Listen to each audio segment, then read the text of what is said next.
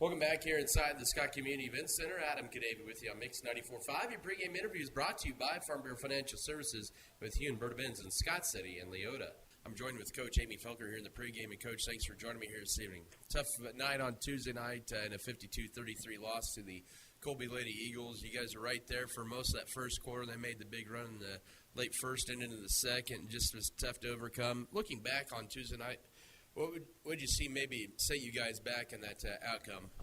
You know, we did not rebound very good. We just weren't strong around the basket. They were just really pushing us under the basket and getting some easy shots. And, you know, when you don't rebound right on the first time, they get second shot opportunities. And they got some nice kickouts to three-point shooters. And, you know, they put together a big game, and we just couldn't answer defensively.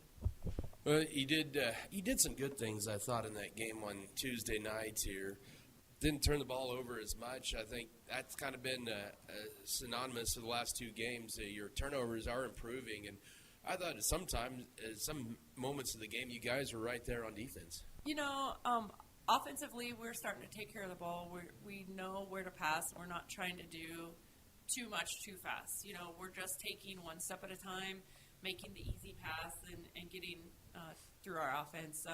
Defensively, we did have a few, really good possessions. You know, we made some big stops, you know, but for 32 minutes, it wasn't definitely our best game, but there were some positives in that game.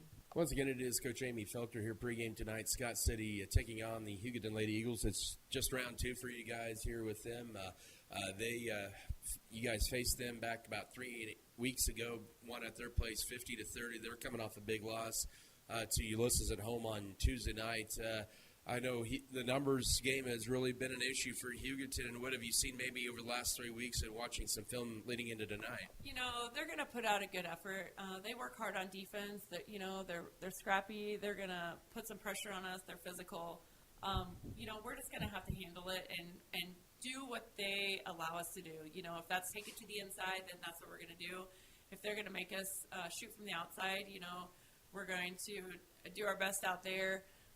Just whatever they do, you know, offensively, we just got to make sure that we don't give them any easy shots. We've got to help on defense, and most importantly, we got to get those defensive rebounds so they don't get second shot opportunities. How big is it to finally be back at home and get a home game with back-to-back home games to round up the regular season? It is so nice. You know, whenever you can come home and play in front of your community, it's just a great thing. You know, this one being on Thursday is kind of a little weird, but it's exciting to be home, and the girls are ready to get on the court. It's round two with Scott City and Hugoton on the girls' side as Coach Amy Felker joins us here pregame. And, Coach, as always, thank you for the time, and good luck to you guys. Thanks, Adam. That was Scott City Beaver Coach Amy Felker. Your pregame interview is brought to you by Farm Bureau Financial Services with Hugoton Benz and Scott City and Leota. More to come in your pregame show. We'll have a breakdown of the matchup. Also bring you starters, keys to the game, and the tip-off after this timeout. This is Scott City Beaver basketball.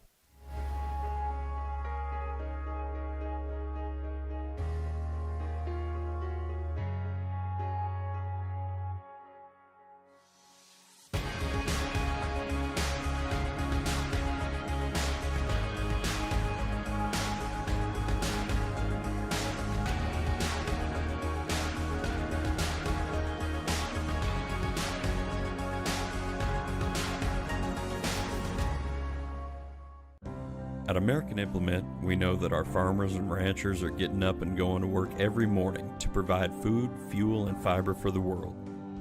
And even though time and technology keeps us constantly changing, one thing will always remain the same. We promise that we'll continue working right beside you. We appreciate all that you do for our country and our communities. From all of us at American Implement, thank you, and may God bless the American farmer and rancher. BBN is brought to you by American Implement, All-in-One Wash, B&H Paving, Fairley Company, Faroe Heating and Cooling, First National Bank, Great Western Tire, Harris Chiropractic,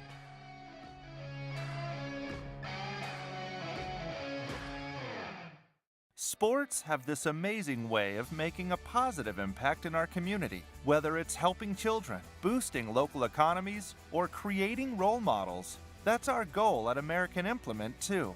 We believe in being a part of the communities we serve by just being a good neighbor. Thanks for being ours. BBN is supported by Shapland Real Estate, State Farm, The Original Grande, Bullertson Family Dentistry, Volgamore Family Farms, Western State Bank, Wood River Energy, Scott Community Foundation, Good Anesthesia and Pain Management Services. The Beaver Broadcasting Network is an elective class that students can take after taking a prerequisite digital media class. BBN broadcasts games such as football, basketball, home wrestling, and home volleyball. BBN also teaches students how to make promotional videos and advertisements. Beaver Broadcasting Network, empowering the next generation of multimedia professionals.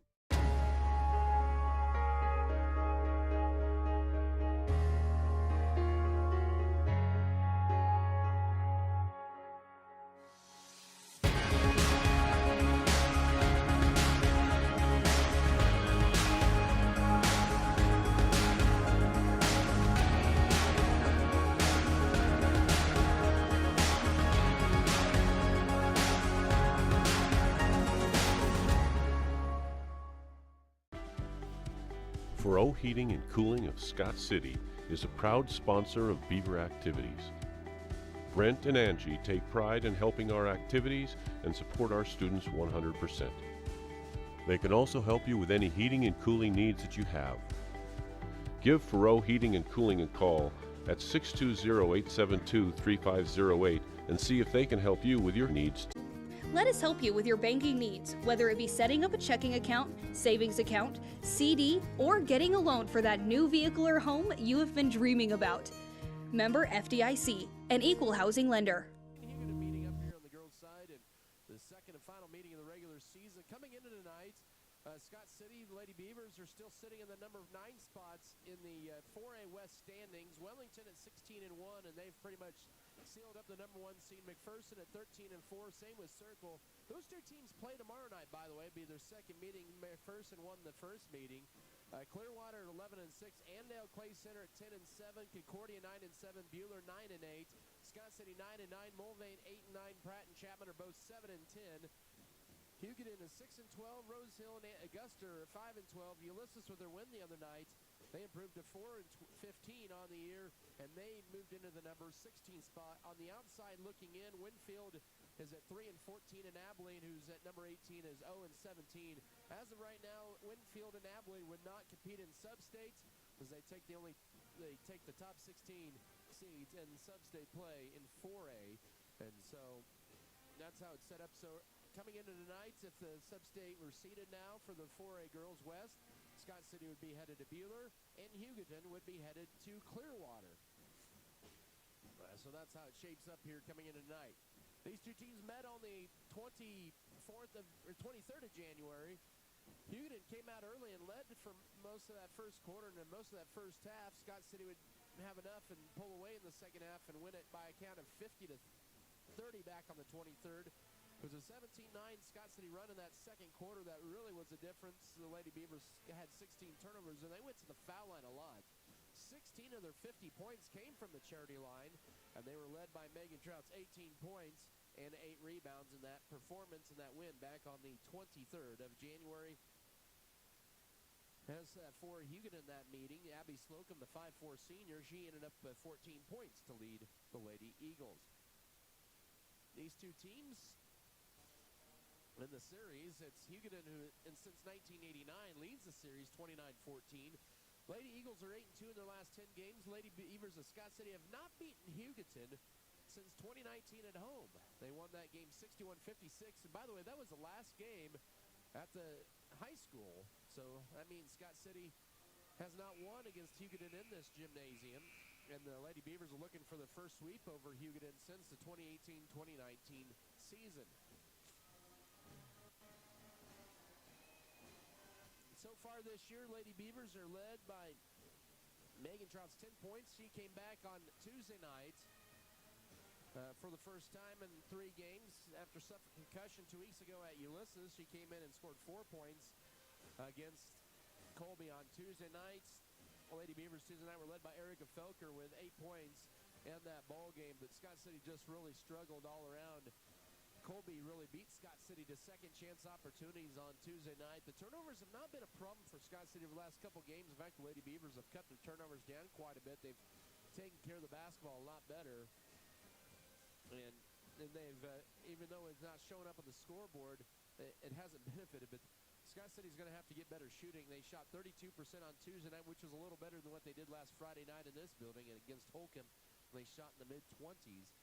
But they've got an opportunity, Scott City does, to win a game here. Hugoton, they had been playing some better basketball despite their 53-21 loss at home against Ulysses on Tuesday night. They won over Cimarron 43-36 on the road, and then won at home in a nail-biter over Syracuse last Friday night, 33-32.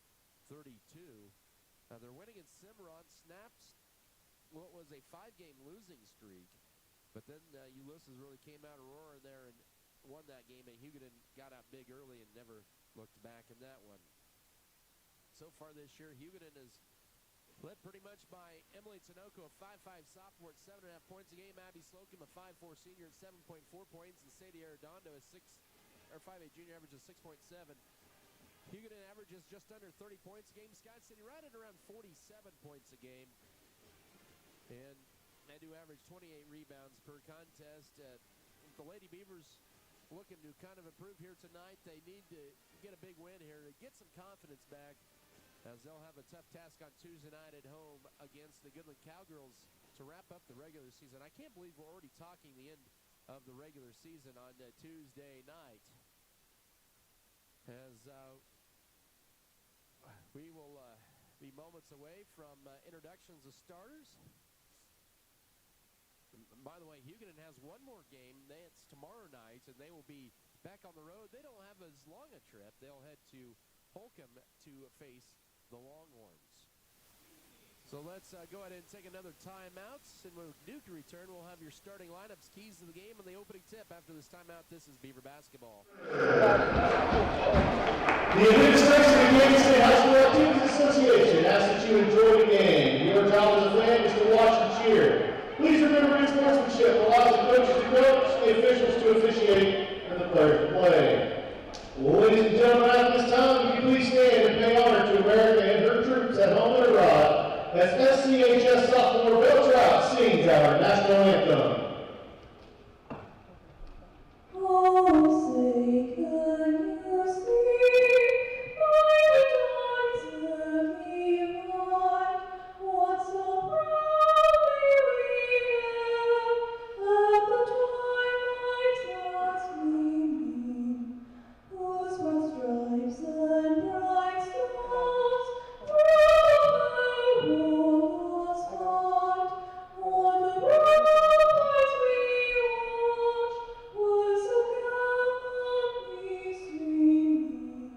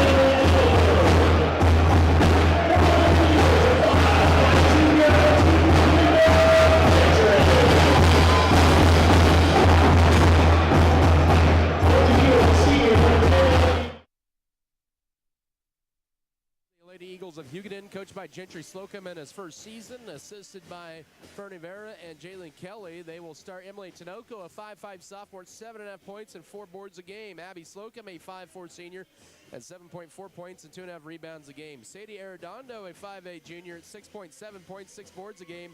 Farrah Gaskell, a 5'8 freshman, at 4 points and 2.1 rebounds a game. And Ella Beasley, a 5'7 junior, at 3.3 points and 4 rebounds a game.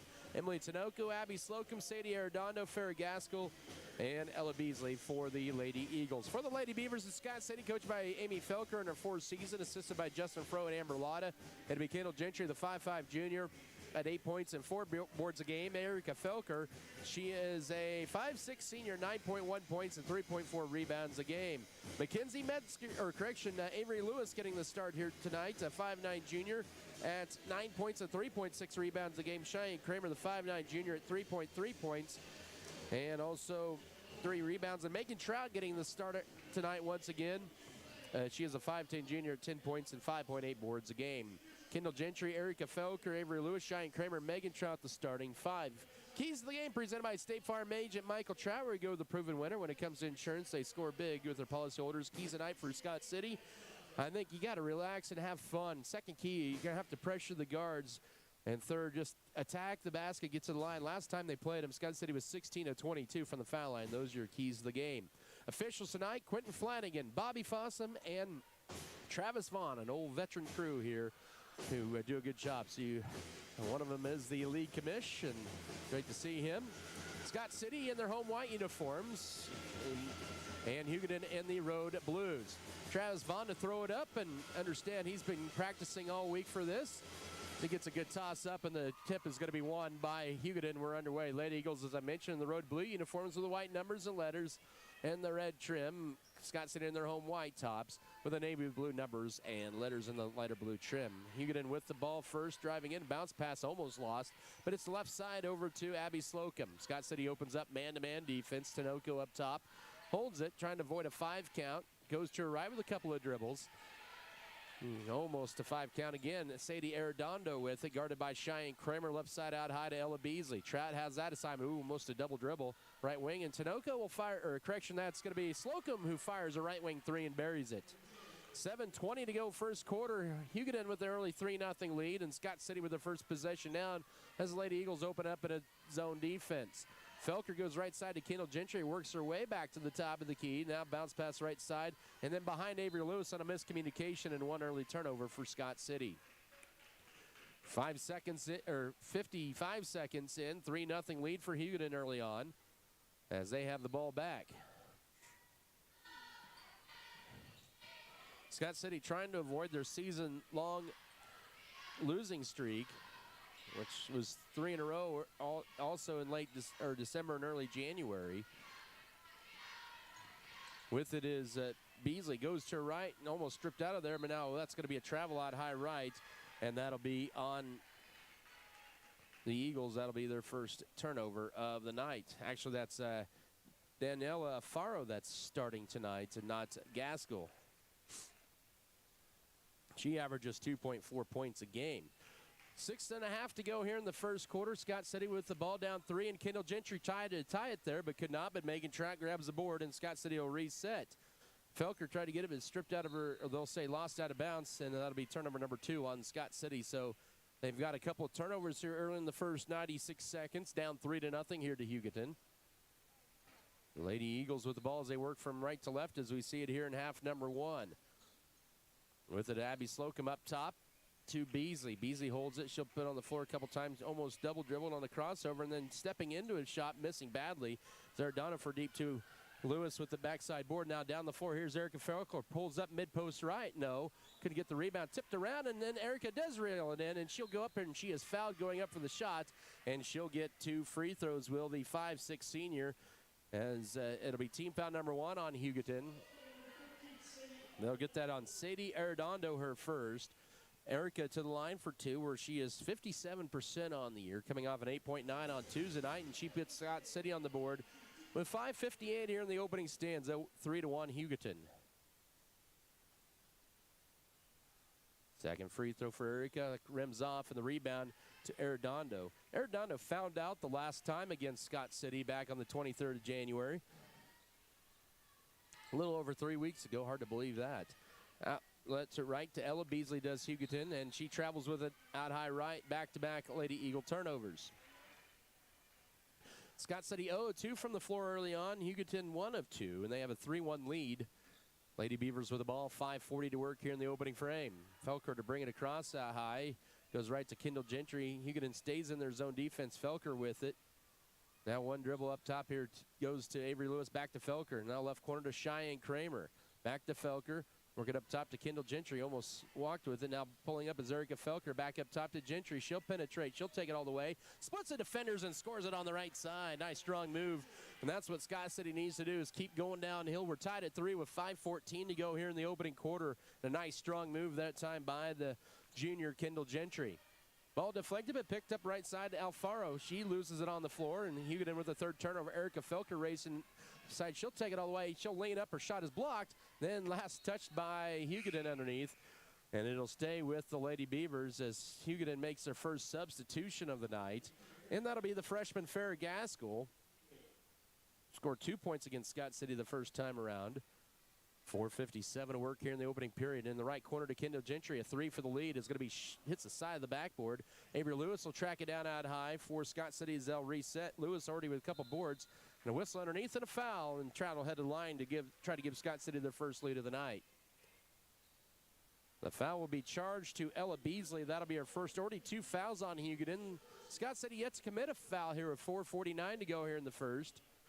Trout 61% at the line, averaging 10 points a game, and gives Scott City their first lead. Lady Beavers 2 of 3 from the line, and they lead 4-3. 4:49 here in the opening stanza. 4-0 run by the Lady Beavers after Abby Slocum hit the game's opening shot, and Trout hits them both. 5-3 Scott City.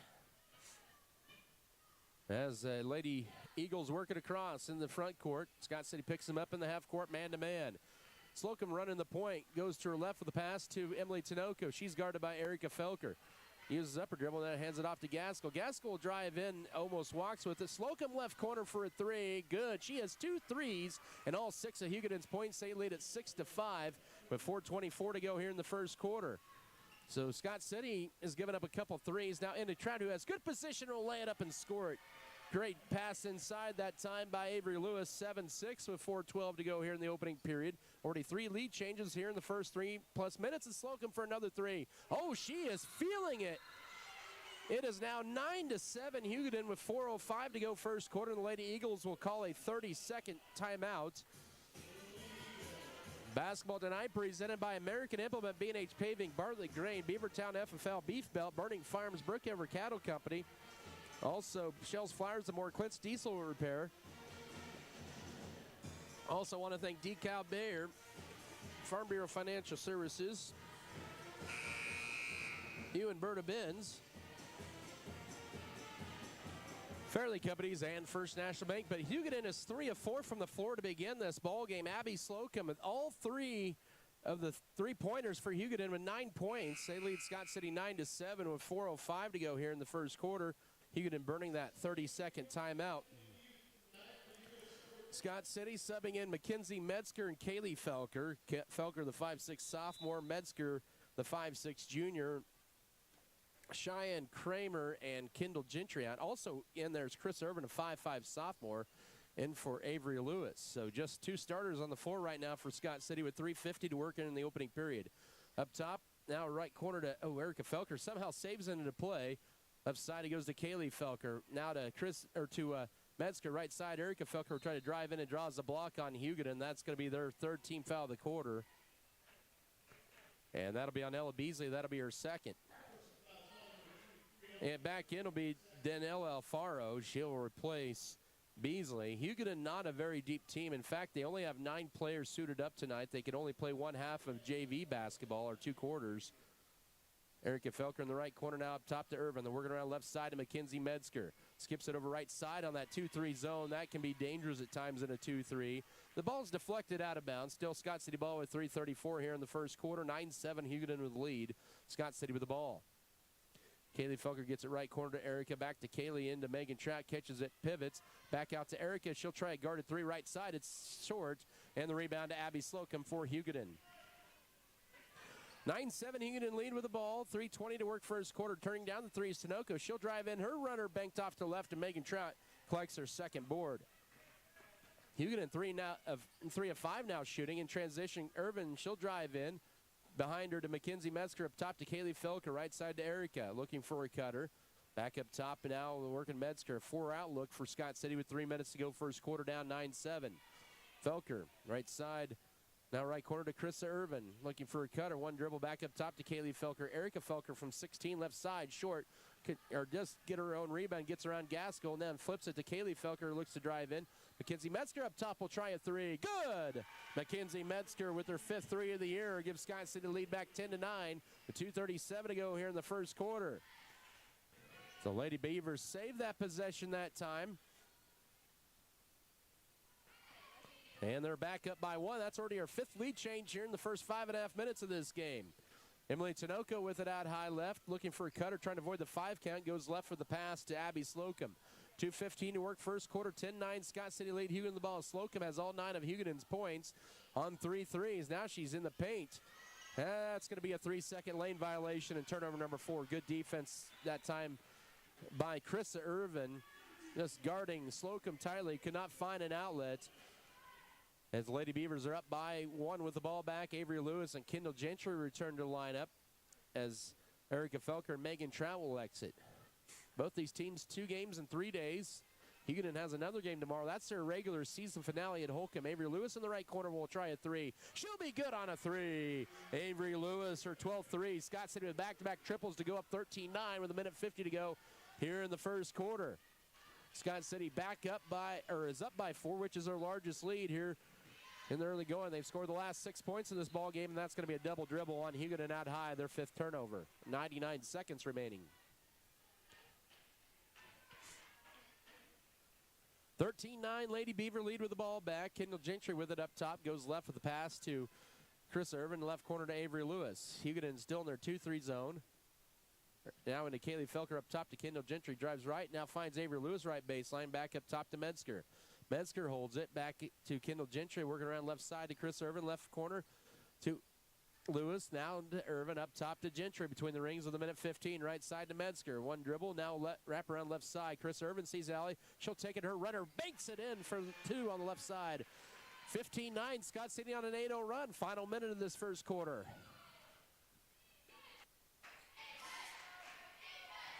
Hugoton with the ball, now down by 6. Alfaro with it up top, looks for a cutter. Nice move by Tinoco, but misses a shot off to the right, and a whistle and a foul after the rebound by Krista Irvin. Team foul number 4 on Hugoton in this opening quarter.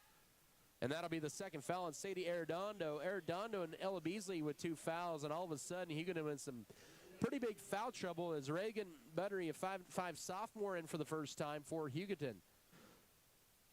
Team that only maybe goes 2 deep on their bench. 40 seconds to go first quarter. That is in the varsity games. Now to Kaylee Felker at the left elbow, goes right side to Metzger. She'll drive the right baseline and draws the block on Tinoco, and that puts Scott City in the bonus here with 36.6, the 5th team foul on Hugoton. And Metzger will have 2 free throws coming up, where Scott City is 3 of 4 at the line in the first quarter and looking to add to their 8-0 run. First of 2 for Metzger is perfect. She has 4 first quarter points, 16-9 with 36.6 to go. Cheyenne Kramer, Kaylee Felker, Cheyenne Kramer back in for Scott City. Erica Felker to check in here if she can, and Metzger can hit this free throw. When she doesn't, tipped around, it's loose, but picked up though by Reagan Buttery. So Erica Felker unable to get back in. Metzger, Megan Trout back in for Scott City. 25 seconds to work here in the period. Hugoton may go for the final shot. Scott City scored the last 9 of the ball game. 16-9 your score. Slocum with that dribble out high. Gentry starting to close in on her a little bit, but not a whole lot. 12 seconds to work first quarter. Now a screen here. Here goes Slocum. Right side, steps back, goes right side to Tinoco, and deflected out by Mackenzie Metzger with 5.3 seconds. That'll allow Erica to check in for Mackenzie, and Hugoton will throw it back in here, down by 6, 15-9, late first quarter. Right corner goes stripped out of there, but almost stolen away. Slocum will launch at 3. That one's too strong. The rebound out high to Felker, and she'll throw up a half-court heave anyway. It hit the rim, but was well after the quarter is over. But Scott City with a 15-9 lead after one. We'll come back in the second quarter in 1 minute. This is Beaver basketball.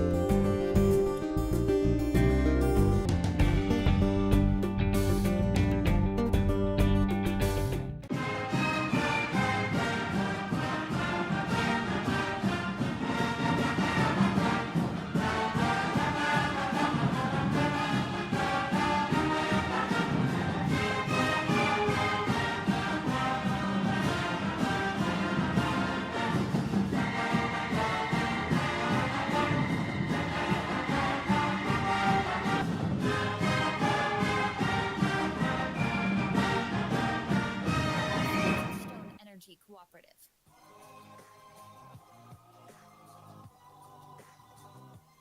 It's a 16-9 Scott City lead as they close the final 2:38 on a 9-0 run. Hugoton did not score for the final 4:06 of the first quarter. And it'll be Lady Beaver basketball to begin the second period of play. Lady Beavers of Scott City led by Megan Trout and Mackenzie Metzger, each with 4 points. Abby Slocum had all 9 of the points for the Lady Eagles on 3 threes. 7:50 to go first half. Left corner it goes as Hugoton stays in their 2-3 zone backside to Felker. Splits the defenders.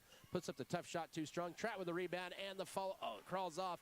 Tip to Kramer, and third time is going to be the charm as that one sneaks in for 2. So Cheyenne Kramer gives Scott City an 18-9 lead with 7.5 to go first half. Scott City with a couple of offensive boards there. They have 5 of those here in the first half. That's something that Scott City worked on yesterday. Here's Tinoco out high for a 3, rims out. Kramer with another board for the Lady Beavers. As Hugoton has gone cold here over the last almost 5 minutes of the half. Scott City with an 11-0 run here, leading 18-9. First minute of the second quarter. Lewis left baseline. Kramer goes backside to Felker. Back up top to Kendall Gentry. One dribble now right wing to Erica Felker. Right corner to Avery Lewis. Out high right. Gentry goes left to Erica. 6:58 to go first half. Skips it right side to Lewis. Scott City trying to break down this zone. Now Felker left side. She's going to shoot the 3, and she's going to be short on it, and the rebound is Slocum for Hugoton. Good ball movement. Scott City unable to finish that possession. 2-on-1 numbers on the other. Layup and no, but a foul. And that'll be on Kendall Gentry, her first. That's Scott City's first foul of the ball game. Comes with 6:45 to go in the first half. Sadie Arredondo, the 5A junior to the line, or correction, that is Danelle Alfaro to the line for 2. Averages 2 points a game. Free throw on the way. Bounces in. Makes it 18-10. First points for Hugoton in about 5 minutes. A little over 5 minutes. 6:45 to go first half. Breaks a 11-0 Scott City run. Second free throw also perfect. And it's now 18-11.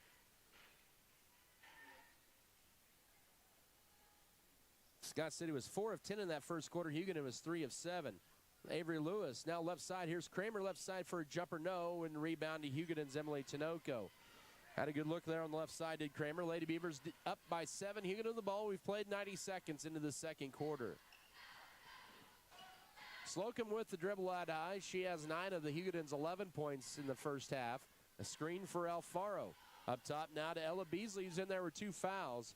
Her and Arredondo out there with 2 fouls for Hugoton.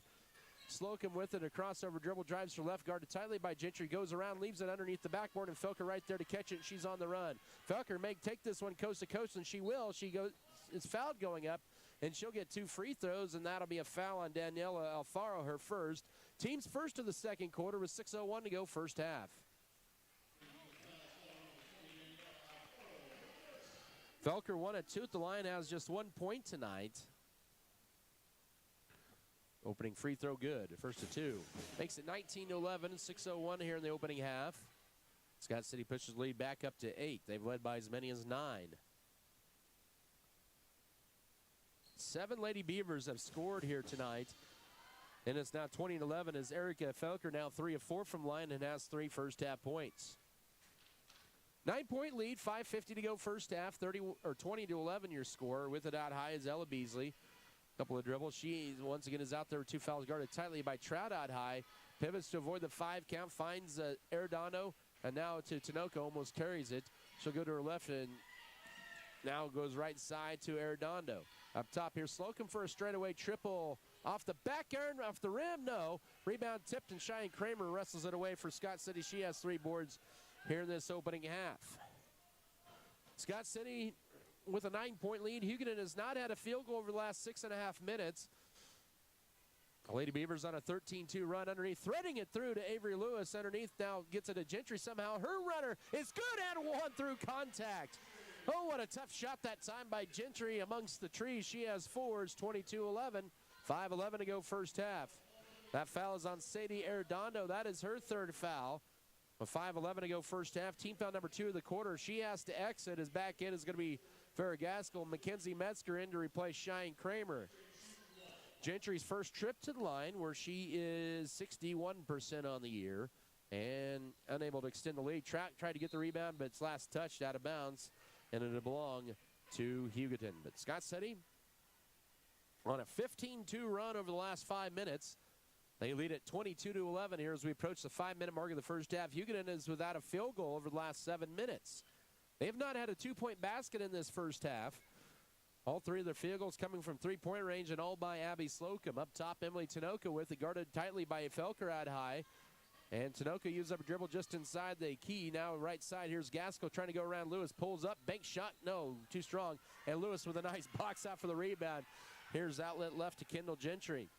4:38 to go first half. Right side, Erica Felker, mid-range jumper right, no. Still without a field goal, and got a whistle and a pushing foul on Scott City.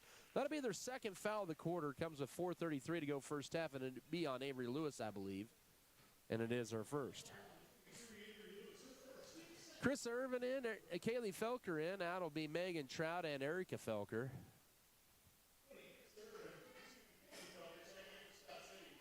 22-11, 4.5 to go first half. Scott City 11-point lead. Hugoton with the ball. Slocum with it up top. Bullet pass right toward the block. Emily Tinoco pivots, throws up a prayer, and her prayer was answered. Her first basket, 22-13 with 4:17 to go first half.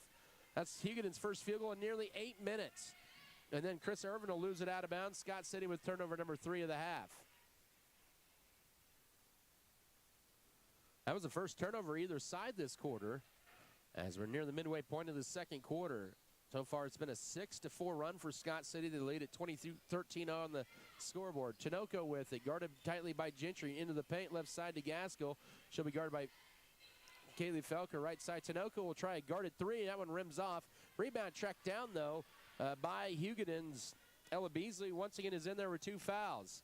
They already have Arredondo on the bench with 3, and that's going to be a travel by Slocum, and that'll be Hugoton's 6th turnover of the half.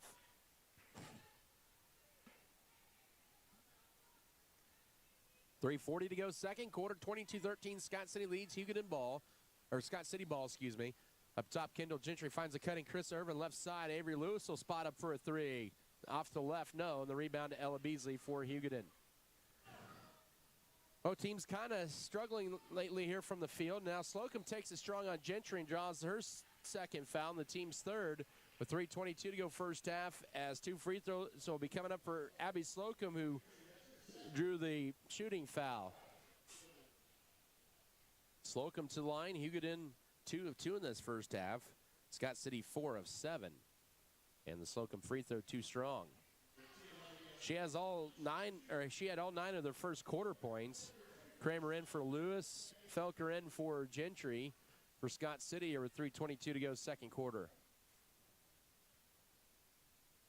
Second charity toss by Slocum. That one rimming in and out. Rebound, Kaylee Felker for Scott City. Lady Beavers have done a good job boxing out in this first half, and whatever Coach Felker said in practice yesterday, they have taken it to heart with rebounding here in this first half. Final 3 minutes of the second quarter, 22-13, 9-point Scott City lead. They've led by as many as 11 in this game. And it goes to Kaylee Felker up top. Chris Irvin will try a 3. She'll be short on the three, and the rebound into the hands. We've got a whistle and a holding foul. That'll be on Scott City, they'll say, says Quentin Flanagan. That'll be a holding foul on Kaylee Felker, her first, team's fourth. And in for Hugoton will be Reagan Buttrey, in for Ella Beasley.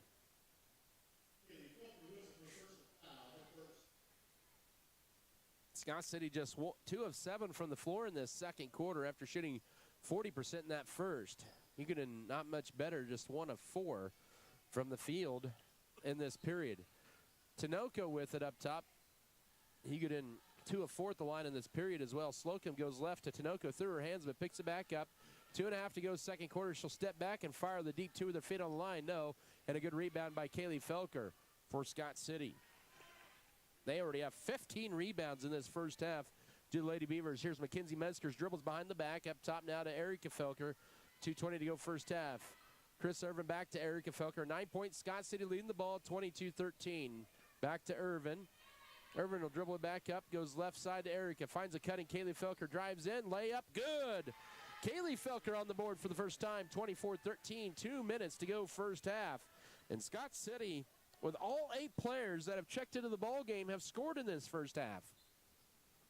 Farrah Gaskell with it out high. Crossover dribble, drives left, takes a strong rack, and her scoop shot on the left side is good. Her first basket, 24-15, 1:46 to go here in the second quarter, and Hugoton back to within 9. Lady Beavers unable to separate themselves. They went on a 3-minute drought there in between baskets. Right corner to Cheyenne Kramer. Back out to Chris Irvin, up top to Mackenzie Metzger, left to Erica Felker. 90 seconds to work first half. Kramer left corner up top to Mackenzie Metzger. She'll drive right side now to Chris Irvin, now to Erica Felker. She sees an alley, just splits the defenders, lays it up, might have been partially deflected. We're going to get a whistle and a pushing foul, and that'll be on Kaylee Felker. That'll be her second, and that'll be team foul number 5, and 2 free throws coming up on the other end for Hugoton. As Megan Trout will check in. Just 2 fouls on the Lady Eagles this quarter. And that'll send Emily Tinoco to the line with 1:21 to go first half. Felt like Scott City's kind of gotten a little stagnant here in this second quarter.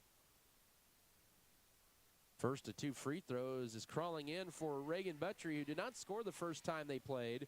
And it's 24-16 with 1:21 to go second quarter. Trout in for Kaylee Felker. Scott City with 2 players with 2 fouls. Kaylee Felker and Kendall Gentry all picked up in this period. Second free throw also good, and it's 24-17. Hugoton is on a little 4 run back to within 7. 75 seconds to go first half. Right side, here's Mackenzie Metzger with it up top to Chris Irvin. Erica Felker left corner, Cheyenne Kramer. Kramer now ball deflected, and that's going to be last touch, though, by Hugoton. Tinoco got her hand in the passing lane, and Scott City's going to send the rest of the starters back in. Well, we believe, yep. And that's going to be Kendall Gentry and also Avery Lewis. 1:06 to go second quarter. 24-17 your score. Back up top with it is Cheyenne Kramer. One dribble goes right to Kendall Gentry. Right corner to Avery Lewis. Lewis back up top to Gentry, works it left. Kramer back to Gentry. Right corner to Avery Lewis, drives the right baseline. Underneath the Trout, catches it, goes up and scores it. Trout with a half a dozen. 26-17, 46 seconds to go first half. Scott City lead back up to 9. With it now is Emily Tinoco outside Alfaro, and travel on Hugoton, their 7th turnover of the half. As we're down to 36 seconds remaining, second period of play. Lady Beavers up by 9 with the ball, 26-17. We'll see if Coach Felker decides to go for the final shot of this half or just run their offense. Hugoton with only 2 team fouls, so even though they're not very deep on the bench, they could elect to draw some fouls. Trout pivots, pulls it back out. 20 seconds to work first half. Felker, right corner to Avery Lewis for a corner 3. Good! Avery Lewis with 2 threes and 6 points. 29-17 with 13 seconds to go first half. Third, Scott City 3.5, and they have now their largest lead at 12.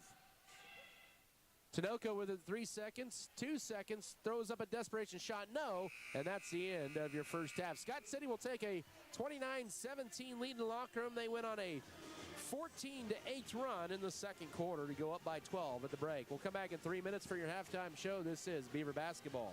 You are in the market for a new or used vehicle? Check out J&R Car and Truck Center of Scott City. J&R Car and Truck has a fully trained service and parts staff for repairs on most makes and models of vehicles. Locally owned and operated, J&R Car and Truck Center provides new and used vehicles. Stop on in and check out jrcarandtruck.com for your next vehicle. J&R Car and Truck Center, your Chevrolet and GMC dealership in Scott City.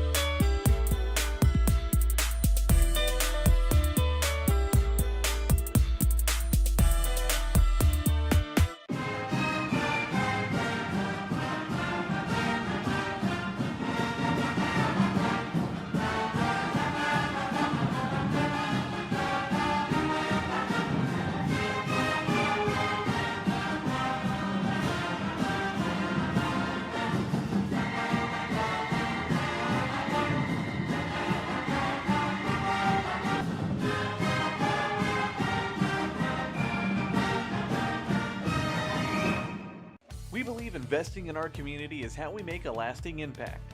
It's about more than just providing wireless services. We believe in rolling up our sleeves and working side by side with local organizations. Whether you're sharing cherished moments, staying updated on trends, or exploring your surroundings, we're there to keep you connected. Next Tech Wireless. We are Kansas.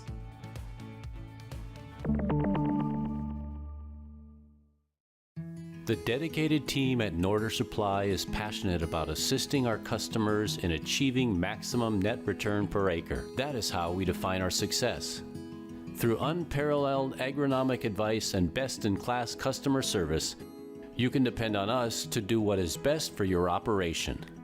Ask them today about their spot-on service and how it can fill your needs. Norder Supply. Plain talk, exceptional results. They said this place was too isolated to call home. They said it was too remote to build a community. And then one day, a farmer strung a copper wire from one fence post to another and changed everything. We didn't build the communities of Southwest Kansas. No, we just brought them together.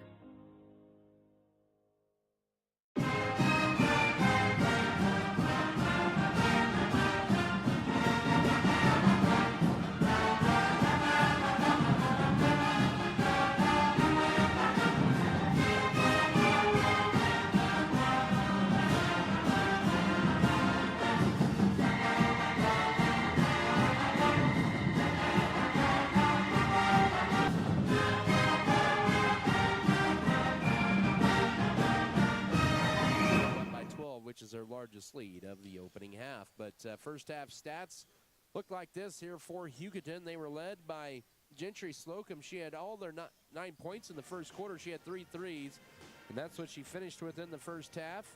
You can get 4 others with 2 points. Danella Faro, Farrah Gaskell, Reagan Buttry at the foul line, and Emily Tinoco for Hugoton with 2 points apiece in that first half. The Lady Eagles had 7 fouls. They had 7 turnovers.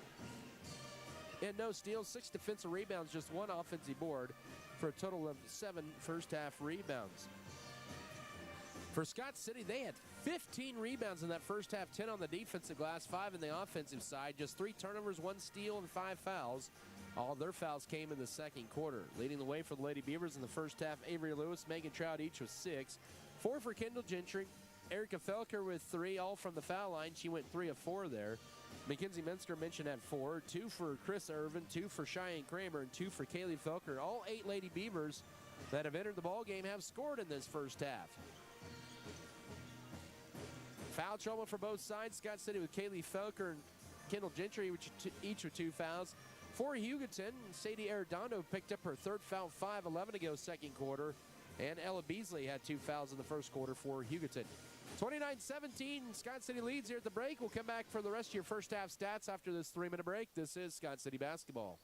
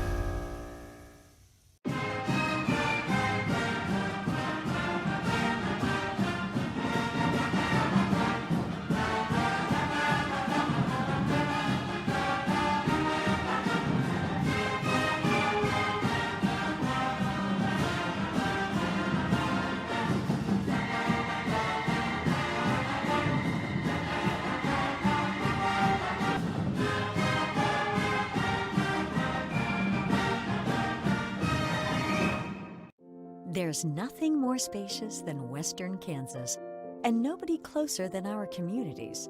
We are determined to keep our communities connected to schools, kids to teachers and parents. We believe a connected world is a better place. We're more than what we do for our hometowns. It's what we do with our hometowns. S&T is proud to be your family, your friends, your neighbor.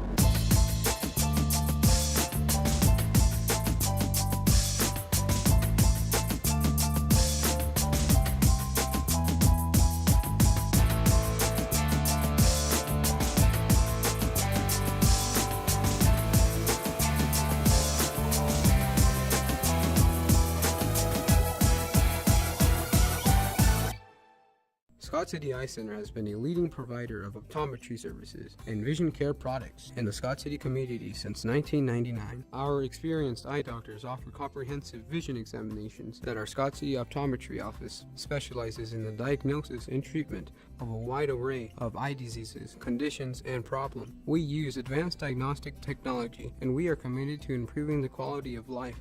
Give yourself the gift of clear vision by scheduling an appointment with Dr. Joshua Gooden, OD, today. As your local community foundation, we are dedicated to preserving local wealth so the communities in and around Scott County will forever remain an attractive place to live, work, and raise a family. We respond to the needs of our community through grant making, scholarships, and other special projects. To learn more, visit us online at scottcf.org.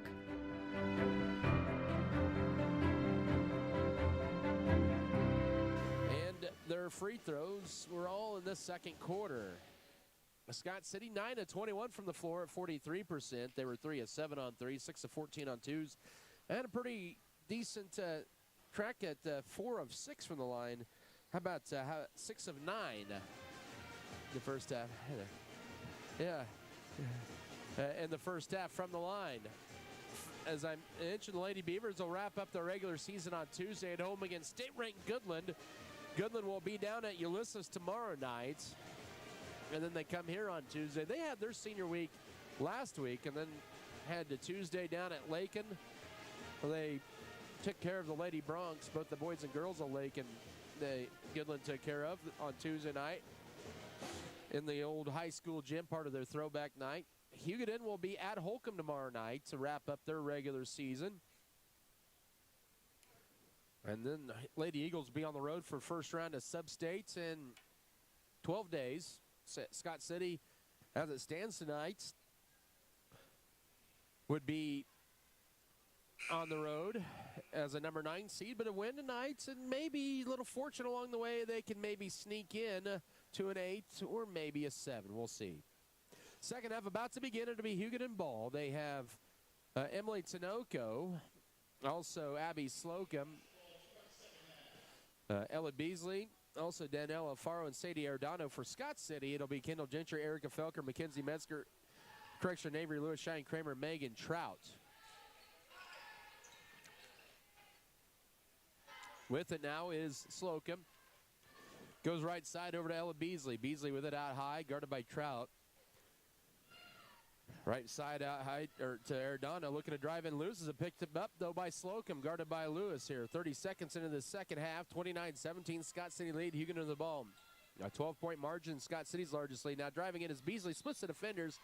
Kramer though hacks her, and Beasley will have to earn her 2 points at the line. That'll be a foul on Shine Kramer, her first. That was a good defensive possession for the Lady Beavers up until about the end there. 2 free throws, Hugoton 4 of 8 at the line. First to 2, Charity Shots is good, makes it 29-18. Hugoton with the first points of the second half. 7:23 here in the third period. Second free throw, too strong. Hugoton gets the rebound, and then they lose. Oh, no, they don't lose it out of bounds. That'll be credited to Alfaro with the offensive board.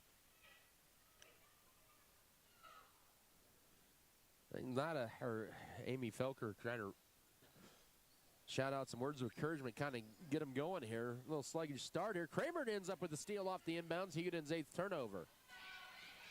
Into Trout. She'll go in and score it on the right side. Kind of bulled her way through there. She has 8. 31-18. We're 50 seconds into the second half of play. Lady Beavers extend their lead to a baker's dozen. Trout leading the way tonight with 8 points. At high with it is Tinoco. Had to avoid a 5 count. With it is Ardano. Now to Slocum. Left corner guarded by Lewis. Gets a screen. Then Kramer helped defense. Now the give and go. Left side shot short that time for Ardano. And it'll be last touched by Scott City. And it'll belong to the Hugoton Lady Eagles with 6:45 to go here in the third quarter.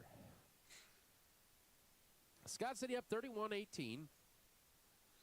This doubleheader, it does not count toward the GWAC standings. That occurred in January. Here's a pull-up jumper, left elbow, and Slocum with a nice shot. She has 11.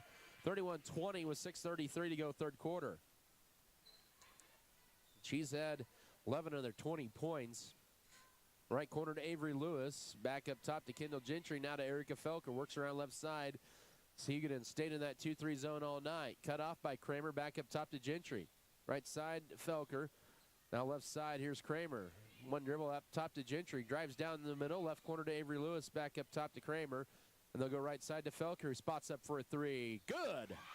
Erica Felker hits her first field goal of the night, and her 21st 3 gives Scott City a 34-20 lead 2 minutes into the second half. Scott City slowly extended their lead, and now it's Slocum with that answer back 3. Bounces off. Gentry had it ripped away, and then she hits the deck and travels with it. Just Scott City's 4th turnover of the night. Here with 5:46 to go third quarter.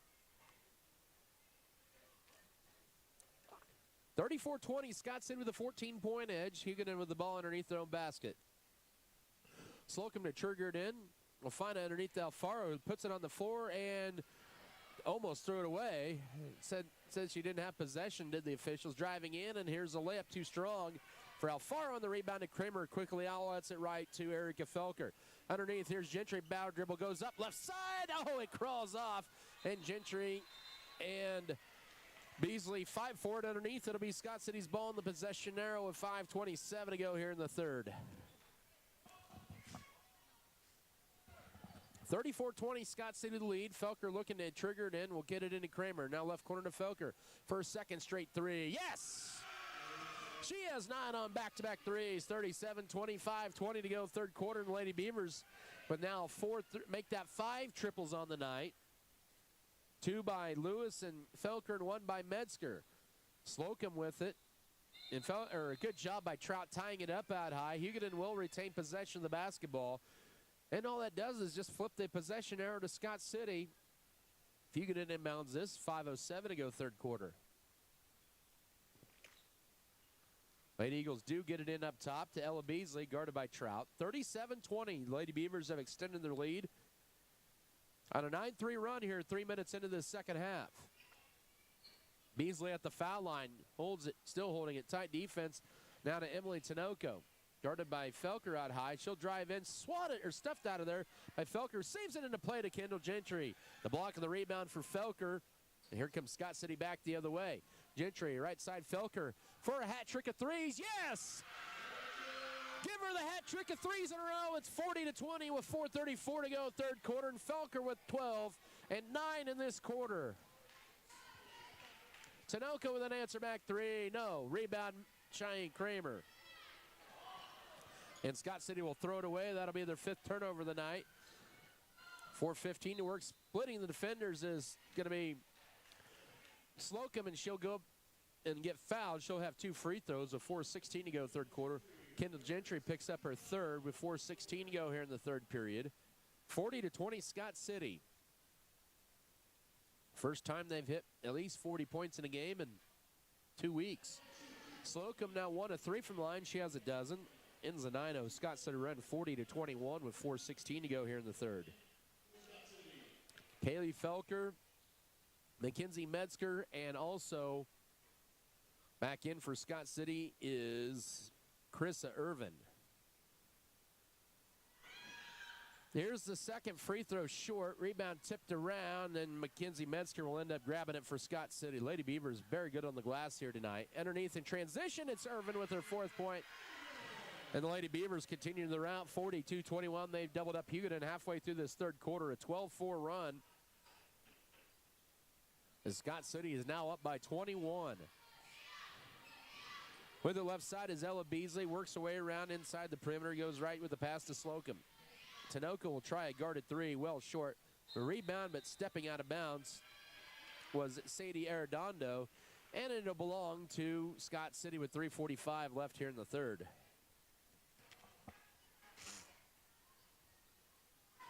Lady Beavers well in control this one right now, 42-21 as they'll bring it across from right to left. With it is Felker up top, goes right with the pass to Mackenzie Metzger. Metzger holds it.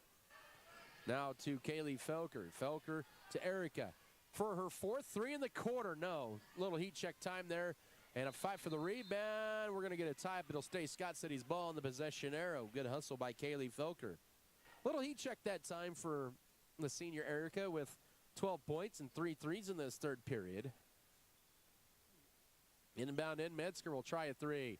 Up, that'll hit the rim, over the backboard, and out of bounds to Hugoton.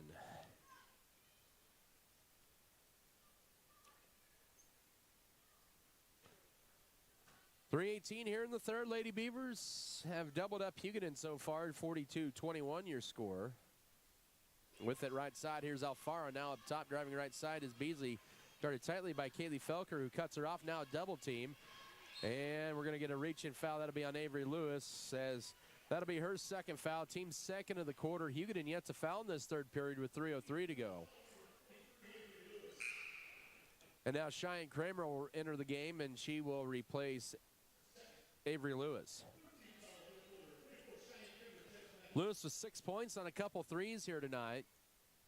Lady Beavers have hit 6 triples, 3 in this quarter. Nice cut here. Arredondo goes up, misses it too strong. Cheyenne Kramer on the backside board. She has 6 boards tonight for Scott City as they lead it by 21 with 2:50 to go third quarter. 42-21. Hugoton without a field goal in almost 4 minutes. Erica Felker with it goes left to Cheyenne Kramer. Kramer with it now up top to Chris Irvin. She'll drive in left side to Erica. Now she'll penetrate. Kaylee Felker just inside the left elbow off the back iron, and the rebound underneath to Abby Slocum for Hugoton. Lady Eagles pushing across with Abby Slocum. Almost got it stolen away from behind. Her scoop shot, no, but got her own rebound. She gets fouled hard, and she will head to the line to shoot 2 here with 2:26 to go third quarter. They're going to get Kramer with the foul. That's her 2nd.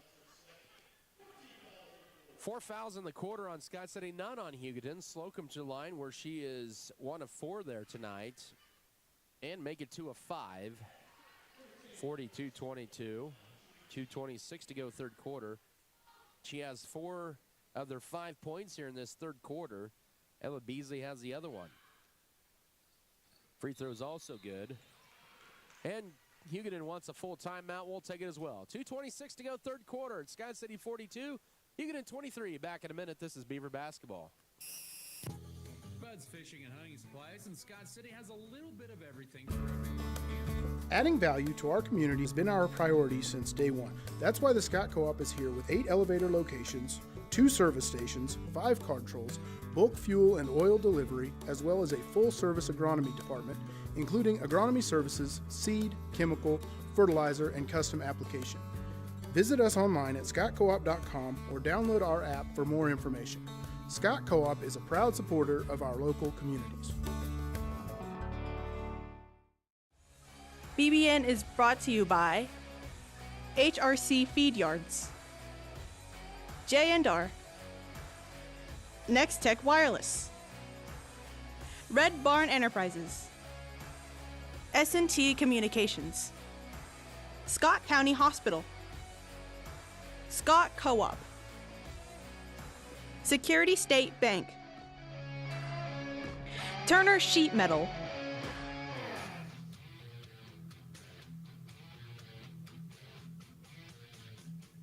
It is 42-23, 2:26 here in the third quarter. Glad to have you back here in Scott City. Lady Beavers with a 19-point lead out of the Hugoton timeout. As it is Lady Beaver ball. Chris Irvin with it, out high, holding it. Now we'll lob it in, trying to get it to Kaylee Felker, deflected back to Irvin. She'll spin, pivot, tough shot, no, and a foul. She'll get 2 free throws. And Hugoton called for their first foul of the second half. In the third quarter, Emily Tinoco with her second foul. Irvin, just 6 of 13 at the free throw line this year. She will head there with 4 points tonight. Scott City 6 of 9 at the line. And make it 6 of 10. Is that one just a touch strong?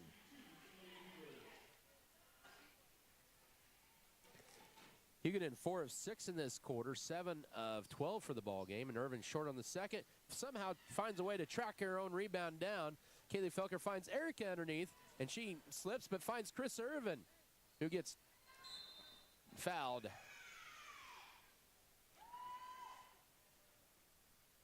And that foul will be on Abby Slocum, her first, with 2:01 here in the third.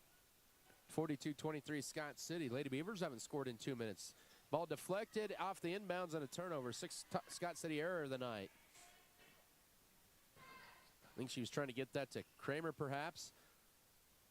1:50 to go here in the third. Left side he goes over to Alfaro. Alfaro goes around a screen up top now to Arredondo. Right wing over to Abby Slocum. Give and go to Arredondo, who puts it up, leaves it short. Ball bounces around, and we're going to get another tie-up. It'll be Hugoton's ball in the possession arrow. Back in is going to be Megan Trout to replace Kaylee Felker. It was 1:35 here in the third. 42-23 your score. Underneath it goes, backing away in is Beasley, trying to go around Trout. Tough shot. Oh, she got it and won. Trout had good defense, but made a little bit of contact, they'll say, and Megan commits her first. Team's 5th of the quarter with 1:30 to go third quarter, and Hugoton with the last 4 points, potentially the last 5, 42-25. 1:30 to go third quarter. Lewis in, Mackenzie Mesker exits, free throw on the way, too strong. The rebound to Erica Felker, who has 6 rebounds tonight for Scott City. So it remains a 17-point game. Irvin with it out high now. Here comes Erica Felker driving. Nice wraparound to Trout, who puts it up, can't get it. Through a triple team, got the rebound, and she's tied up. It'll still be Scott City basketball in the possession arrow. Trout trying to become the second Lady Beaver in double figures. They've been 4 games since Scott City's had a double-figure score. They have 1 tonight with Felker with 12. Up top now to Avery Lewis. Minute 13 to go. Megan Trout with great position. Goes around and lays it up, but leaves it short. But that'll be the 4th foul on Sadie Arredondo with 1:09 to go third quarter. And that is Hugoton's 3rd team foul of the third quarter. 2 free throws coming up here for Trout, who has 8 points tonight. And now has 9 43-25 with 69 seconds here in the third quarter. Scott City now 7-12 at the line and make it 8-13. And Trout into double figures for the first time in a couple of weeks. 44-25, final minute of this third quarter, lead back up to 19. Farrah Gaskell back in for Hugoton to replace Sadie Arredondo, who has 4 fouls. As I mentioned, Arredondo fouled out in the first meeting between the two teams back in late January. Gaskell trying to drive in, uses upper dribble toward the right elbow up top. It goes to Ella Beasley. Beasley guarded by Trout out high. 45 seconds to work here in the third. Trout almost committed a foul. Now uses up a dribble. Here's Gaskell. She has an alley, drives right side. Her layup is good and one. Gaskell with 4, and it's 44-27 with 41.8 to go third quarter. Chris Irvin picks up the foul, her first. Scott City into the penalty. Here's Kaylee Felker in for Chris Eden. We've seen Hugoton be aggressive, taking it to Scott City a little bit here in this third quarter, getting to the line as well.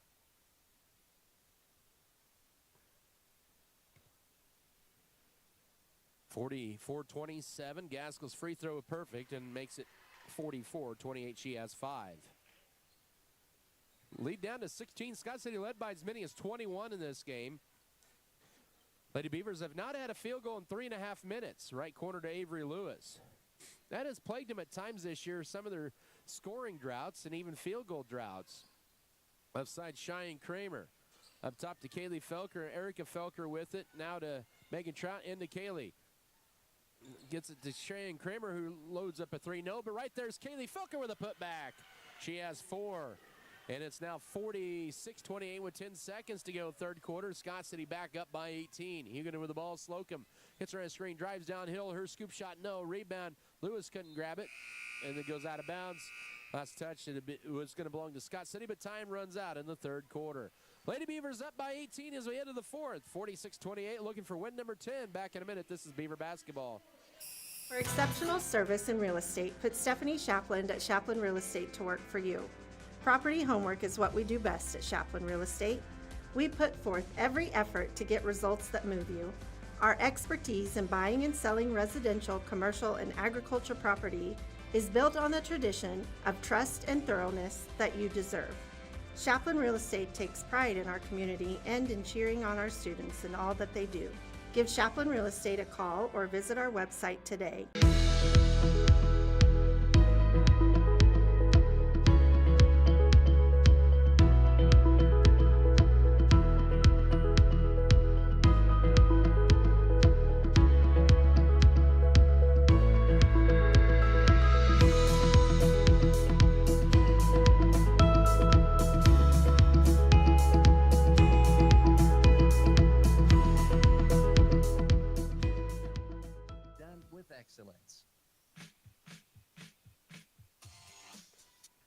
Scott City with an 18-point lead as we enter the fourth. They did outscore Hugoton in that third frame by the count of 17-11.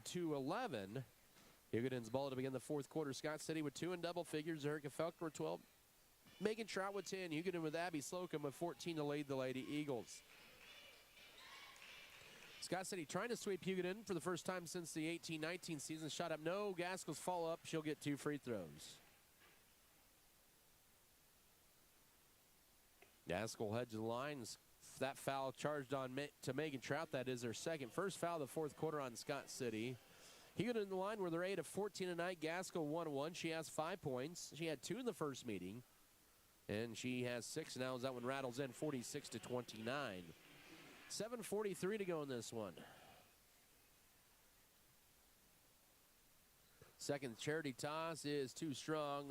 Hugoton with an offensive board. With it is Alfaro. Up top to Slocum, now to Alfaro, ball fake, looking to drive in, kicks it left side. Gaskell turns down the 3, she'll drive in strong. Now right side, Beasley puts up a tough runner on the right side. No, ball bounces around and into the hands of Kendall Gentry, her 3rd rebound of the night. Scott City with 15 defensive rebounds tonight, over 20 rebounds total, one of their better rebounding efforts in a long time. Avery Lewis for a right corner 3, short rebound. Kaylee Felker, her 4th rebound. Gentry this time will launch a 3. No, this time Kaylee Felker with another board. Scott City with another crack at it here. Up 8 or 17. First minute of the fourth quarter, and then we get a whistle and a double dribble, and that'll be turnover number 7 on Scott City as Kaylee Felker called for the double dribble. 46-29 your score. Hugoton has scored first in three of the 4 quarters. Scott City scored first in the second quarter, first minute of this final stanza. And a win for Scott City tonight that might have almost been a travel that time by Slocum. I thought maybe she drug her pivot foot, but the official says no. Left side to Slocum, her entry feet is too high, and Megan Trout with a steal. Hugoton now with 9 turnovers on the night. We're down to 6:38 to go in this one. Gentry pivots and now has it from Kramer. Goes to her left with the dribble to Avery Lewis. Short corner, Kaylee Felker up top to Kendall Gentry. Back to Avery Lewis. She'll try for her third three. That one is good. And the twine wraps around the rim, and it's now 49-29 with 6:18 to go. Scott City's hit 7 threes tonight. 3 by Lewis and 3 by Felker. As Lewis is 1 point away from a double-figure night. 6:10 to go. With it is Alfaro. Scott City up by 20, 49-29. This is a 50-30 game first meeting. Beasley cut off by Kaylee Felker. Tight defense. Slocum ball fake. Looks to drive in. Her runner on the left side. Too strong. The rebound to Megan Trout. Collects her 5th rebound. Scott City's 16th defensive rebound of the night. They're up by 20. They've led by as many as 22 in this one. Or 21, I should say. Left corner to Avery Lewis. Now trying to get it to Trout. As Trout saves it from Kaylee Felker. Up top, Kendall Gentry holds it. Now finds Trout right wing. Here's Kramer. She'll launch a 3. Off the back iron, Hugoton with the board. In the hands of Alfaro. 5:25 in this one. Stop and a pop 3. A screen up top off to the right. Rebound Kaylee Felker is probably around a career high of rebounds tonight. Scott City pushes the cross. Shine Kramer picks it back up, and now to Kendall Gentry. Gentry crossover dribble looking to drive in. Lewis for her 4th 3 of the night. Good! She has 12 and 4 threes. 52-29 with 5 minutes to go. Scott City's first 50-point performance in Cimarron here in this building 2 weeks ago. Make that 3 weeks ago when they hit 55 against the Lady Blue Jays. 4:48 to go, 23-point Scott City lead. Beasley looking to drive in on Kaylee Felker. Good defense by Kaylee cutting her off. 4:40 to go as Beasley with it. Now uses up her dribble, needs help to avoid a 5 count. Almost got tied up, and then she'll throw it away. And that'll be turnover number 10. Good defense out high. 4 new subs in for Scott City. Erica Felker, Mackenzie Metzger, Chris Irvin, and Piper Fox enters for the first time. As that will be Avery Lewis, Cheyenne Kramer, Kendall Gentry, and Avery Lewis. So Lewis and Erica Felker with the team high 12 points. Hugoton will sub back in Sadie Arredondo for Farragaskel. And it goes to Piper Fox up top. Metzger, Erica Felker right side with 4:20 to go. Now left side, here's Metzger with it. Now she'll just put it on the floor once, almost walked with it. But lobs it back out high to Chris Irvin. Trying to dissect this Hugoton 2-3 zone. Oh, now left side Metzger from Fox. Deflected, but right here is Chris Irvin. Girls only got 2 quarters of JV tonight. Just low numbers for Hugoton. Bounce pass gets it to Trout. Somehow flips behind Felker. Now Metzger for a right wing 3. Short. And the rebound backside to Alfaro halfway through this 4th quarter. Scott City with 8 threes tonight. One of their season high performances in that category. Metzger does have one of those 4 or 8. Felker with 3. And Lewis with 4. And a 3 is good out high by Emily Tanoka. Her first 3, she has 5, 52-32 with 3.5 to go. Here's Trout with it.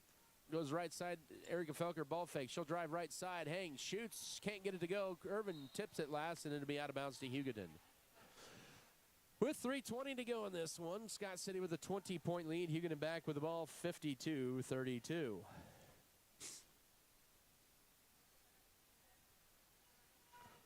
with the dribble up top here. That Slocum goes right with the pass to Alfaro. Alfaro back, stolen away almost, and then ripped away by Alfaro. She'll drive in, leaves it short on the layup, and the rebound underneath to Chris Irvin. She'll bring it across right to left here with 2:58 to go. Goes around to screen, almost lost the dribble, now needs help, just has to put it up, and she has her 6-point, 54-32 with 2:52 to go. Scott City back up by 22. They've been up by as many as 23 in this one. 2:40 to go. Ball poked away out high. Kramer to check in next dead ball. With the now is Tinoco. Bounce pass. This is to Ella Beasley. Beasley with it. 2:25 to work. Ball poked away again by Trout, and then they're going to get 5 count in the turnover. Turnover number 11. Cheyenne Kramer replaces Megan Trout, who exits with 10 points tonight. 54-32 your score. Felker with it up top to Chris Irvin, right side to Mackenzie Metzger. Metzger back up top into Piper Fox, goes to her left. Nice strong move. Oh, she left the layup short, but she got her own rebound, gets stripped out of her hands trying to go up. Now Erica Felker will drive in her left side jumper off to the left. And the rebound out of bounds to Hugoton, I beg your pardon, with 2 minutes to go. 54-32, Scott City with the lead, and they're going to get to win number 10. They haven't hit the 10-win mark, as that'll be an unforced Hugoton turnover, their 12th of the night. Scott City only 7 turnovers. That's close to a season. Actually, right now as it stands, if they don't hear me in the next minute 50 here, that would be a season low of turnovers. Goodland coming to town on Tuesday night. Minute 45 to go. Kramer into Fox. Posts up. Goes tough shot, no. And the rebound to Arredondo for Hugoton. Just her 3rd rebound of the night. 90 seconds remaining this one. And now Slocum, and now trying to drive in is going to be Ella Beasley. Nice backdoor cut here. Slocum, no.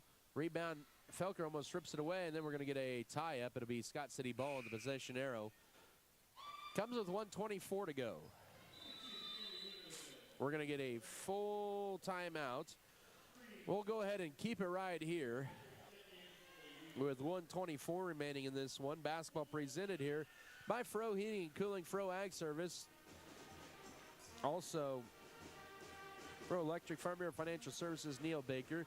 Good Anesthesia and Pain Management Services. Great Western Tire, Deckmart Furniture and Appliance. Also, want to thank High Choice Feeders, Hey Mamie Farms, HRC Feed Yard, JNR Car and Truck, January Trucking, Jeff Beaver Advertising.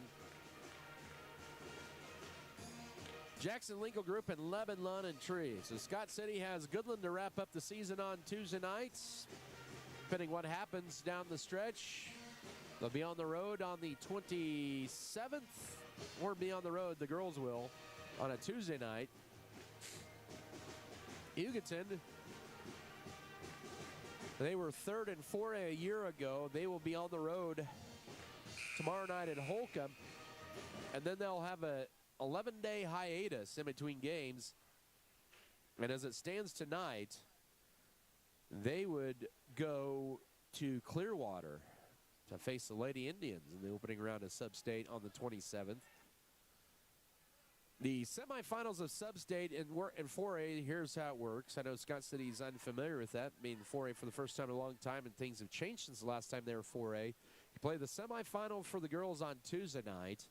The semifinals for the boys for Sub-State are on Wednesday night, and then the Sub-State final for the girls is on Friday, and Sub-State final for the boys is on Saturday in 4A. Whole slew of players in for Scott City.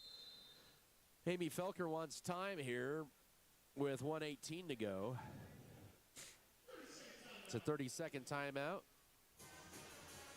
And she has in there Valeria Castillo. Also Katie Withers, I believe. Peyton Gentry. We'll get the rest of them here a little bit. Piper Fox stays out there. And as I mentioned, Valeria Castillo is in there. Hugoton also subbed some of their other remaining players in. Hugoton coming out there with Jennifer Quevedo. She is a freshman. Also, Reagan Betry, a sophomore. Farrah Gaskell, a freshman. And Addison West, a freshman, in for the first time, and Danilo Afaro, a sophomore, in.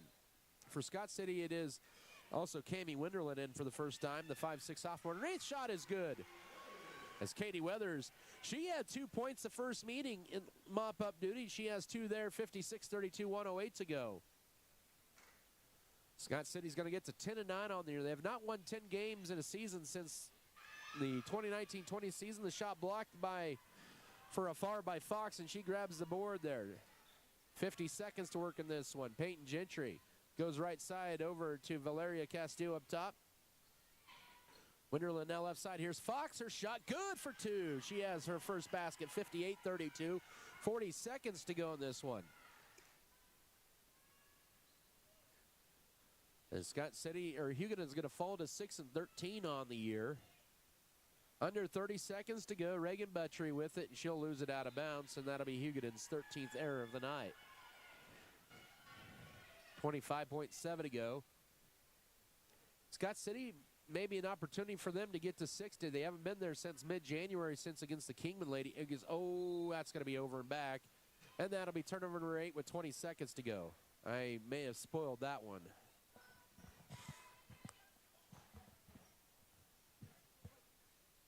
Boys game coming up here, about 20 to 22 minutes. Hugoton will get it in the front court here with 20.2 to go. That was just the 8th Scott City turnover tonight. Lady Beavers going to end that 3-game losing streak. It doesn't matter who it is. Sometimes it's just tough to end the streak and then lose but picked up. Now right side here is Buttery, and we got a foul on the floor with 10 seconds to go. That'll be charged to Valeria Castillo. Now, if you can't get in the scoring book, the next option is to commit a foul. If you can't get in the scoring books or the book scoring, get in there with a foul, and that's what Castillo did. Battery to inbound it, just the second foul this fourth quarter, all by Scott City. Inbounded to Addison West, holds it with 7 seconds. Up top to Gaskell. She'll go right with it, puts up a tough shot. Oh, my, she banked it in. 58-34 is your final as Scott City wins this one. As they go to 10-9 on the year, Hugoton drops to 6-13. Post-game coverage will begin after this 3-minute break. This is Scott City Beaver basketball. Go with the proven winner. I'm Michael Trout from State Farm in Scott City. When it comes to auto insurance, we score big with our policyholders.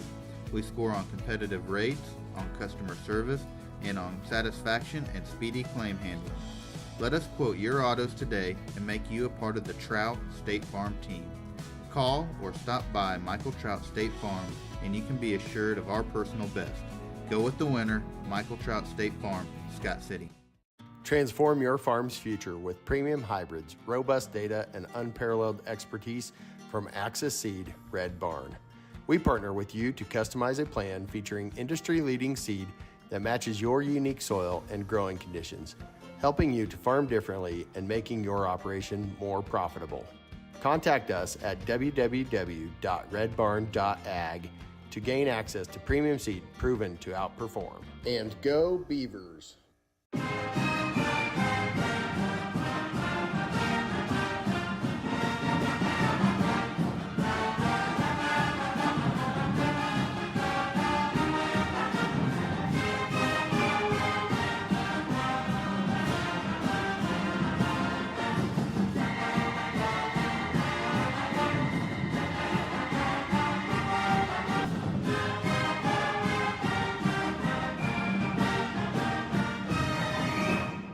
The world needs more farmers, people who know the land, people who support rural communities, people who are as diverse as each acre they care for.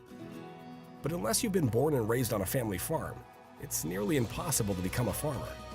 That's why we are building a team of people from our hometown and across the world to do what they love. We are not just a family farm, we are a multi-family farm. We are Volgamore Family Farms.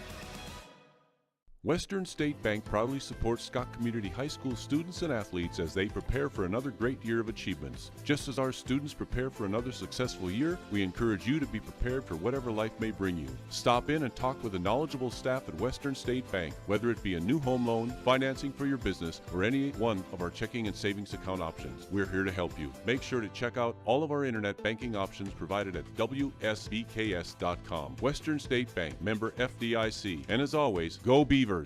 BBN is supported by Norder Supply, Lone Tree Farms, Pioneer Communications, Beaver Booster Club, White's Food Liner, Scott City Eye Center, Shells, Flowers, and more, Scott City Pharmacy, Giftologists, member FDIC and equal housing lender. Welcome to the Scott City Ace Hardware post-game show. Scott City Ace Hardware, located on South Main Street in Scott City. They invite you to come by and take a look around. Scott City snaps a 3-game losing streak tonight on the girls' side, and they sweep Hugoton for the first time since the 2018 and 19 years. They also get their first win against Hugoton here in the Event Center. Lady Beavers victorious here tonight by the final of 58-34. Adam Cadavy with you here as Scott City with the victory. Led this one pretty much most of the way. It was back and forth in the early going. Scott City used a 9-0 run to close out the first quarter. They led 29-17 at the break. 46-28 after 3 and end up winning tonight 58-34. Final numbers in tonight's ball game for the Hugoton Lady Eagles. They were led by Abby Slocum. She had 14 points. She's our lone senior contributor for Hugoton. 8 for the freshman Farrah Gaskell off the bench. Emily Tinoco with 5. 3 tonight from Ella Beasley. And 2 each from Reagan Buttrey. And also Danella Alfaro. Lady Eagles were 9 of 16 at the line. They had 13 turnovers and a total of, 15 rebounds, 10 defensive and 5 offensive. No steals for Hugoton tonight. For the Lady Beavers of Scott City, they were led by Erica Felker. And also Avery Lewis with 12. Felker had 3 threes in that third quarter. Avery Lewis had 4 threes overall tonight. 10 for Megan Trout. 6 from Chris Irvin off the bench. 4 each for Kendall Gentry and Mackenzie Metzger and Kaylee Felker. Piper Fox, Katie Weathers, and Cheyenne Kramer each with 2 points. For the Lady Beavers, who were 8 of 13 at the foul line tonight, they had a total of 18 defensive rebounds, 7 offensive boards, 25 rebounds, and had 8 turnovers. That's a season low of turnovers, 3 steals, and a total of 13 fouls. Lady Beavers winning here by the count of 58-34 as they get win number 10 on the season, the most wins in 4 seasons. We'll take a 2-minute break, and when we do come back, we're going to hear comments from head coach Brian Gentry as we get ready for your boys pregame. Back in 2 minutes, this is Beaver Basketball. Specials that will stay.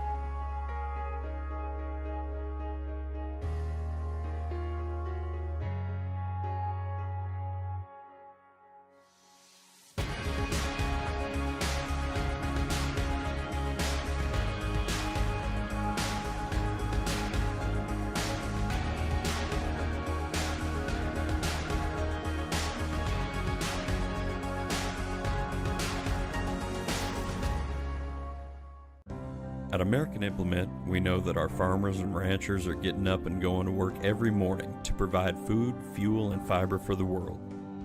And even though time and technology keeps us constantly changing, one thing will always remain the same. We promise that we'll continue working right beside you. We appreciate all that you do for our country and our communities. From all of us at American Implement, thank you, and may God bless the American farmer and rancher. BBN is brought to you by American Implement, All-in-One Wash, B&H Paving, Fairley Company, Faroe Heating and Cooling, First National Bank, Great Western Tire, Harris Chiropractic,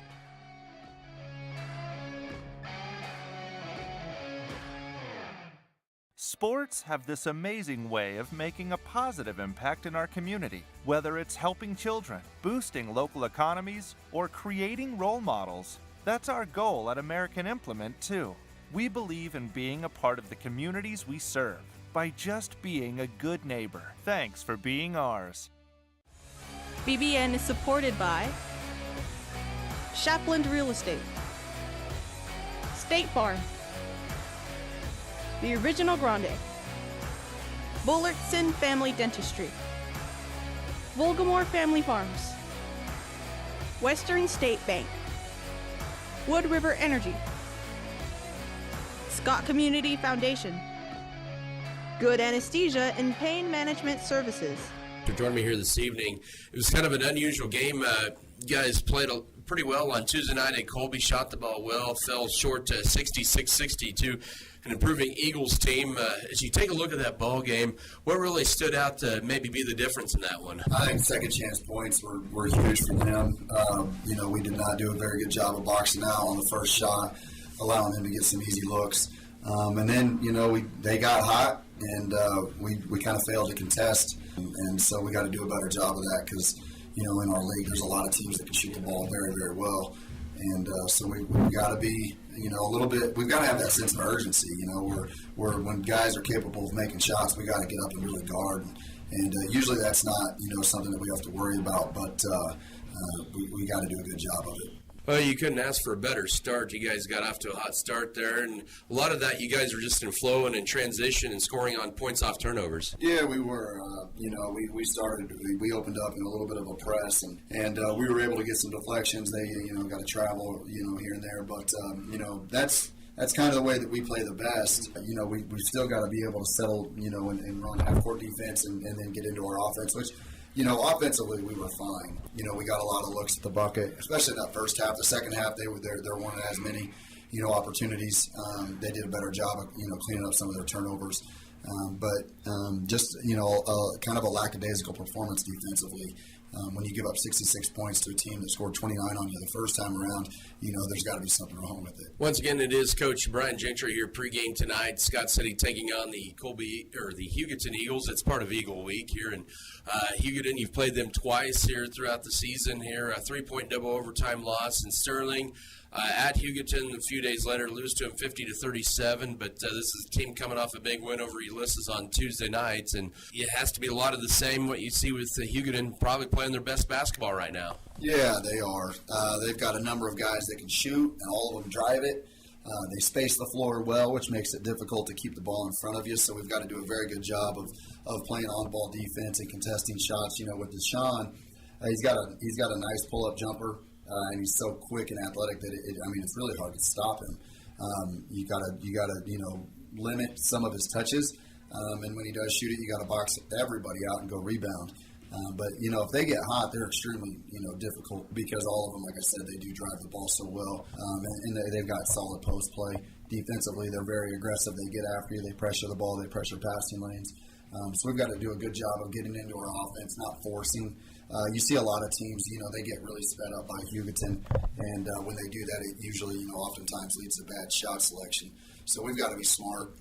We've got to, Jackson has to go to work. The bottom line is the ball's got to go down to him, and he's going to have to go to work. I don't care if he misses some shots, here and there. He's got to go. He's got to be a presence down there. He's got to get some of those guys possibly into foul trouble, get us to the line. And give us opportunities. So our guys just, they need to come in. They got to play with confidence, and I know we will. I know we're ready for this game. And our guys have been in games all season long. We've got to close them out better. We need a solid 32 minutes tonight. Should be a good one here, round 3 with Scott City and Hugoton here at Scott Community Event Center. Coach Brian Gentry here in the pregame. And, Coach, thanks for the time and good luck to you guys. All right, thanks, Ivan. That was Scott City Beaver Coach Brian Gentry. Your pregame interviews brought to you by Farm Bureau Financial Services with Hunenberg Events in Scott City and Leota. More to come in your pregame show. We'll have a breakdown of the matchup. Also bring you starters, keys to the game, and the tip-off. After this timeout, this is Scott City Beaver Basketball. Beaver Broadcasting Network is an elective class that students can take after taking a prerequisite digital media class.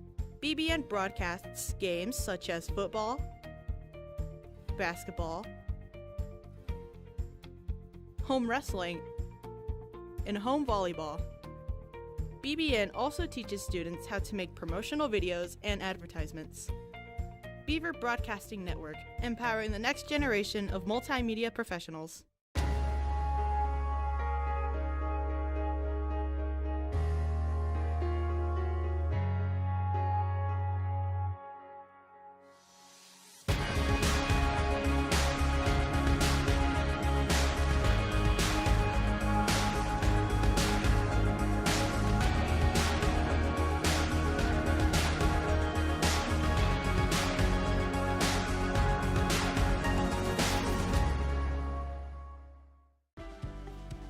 Furrow Heating and Cooling of Scott City is a proud sponsor of Beaver activities. Brent and Angie take pride in helping our activities and support our students 100%. They can also help you with any heating and cooling needs that you have. Give Furrow Heating and Cooling a call at 620-872-3508 and see if they can help you with your needs today. Fairleigh Feed Yard is dedicated to investing in our facilities and staff to provide the best experience possible for the cattle feeder and, in the end, the consumers of our product. We are always in the market to purchase corn and other commodities from local producers. Call our office at 620-872-2111 for current pricing. Our dedicated employees and their families are very important to us, and we are proud of their children that are current beavers and individuals that will grow into those roles in the future. Fairleigh Feed Yard is privileged to support Scott City youth and are honored to cheer on the Beavers. First National Bank of Scott City. One of the few places left that you could call today and speak with a person and be greeted at the door with a friendly face. Come see us at First National Bank, where you will feel at home. Let us help you with your banking needs, whether it be setting up a checking account, savings account, CD, or getting a loan for that new vehicle or home you have been dreaming about. Member FDIC, an equal housing lender.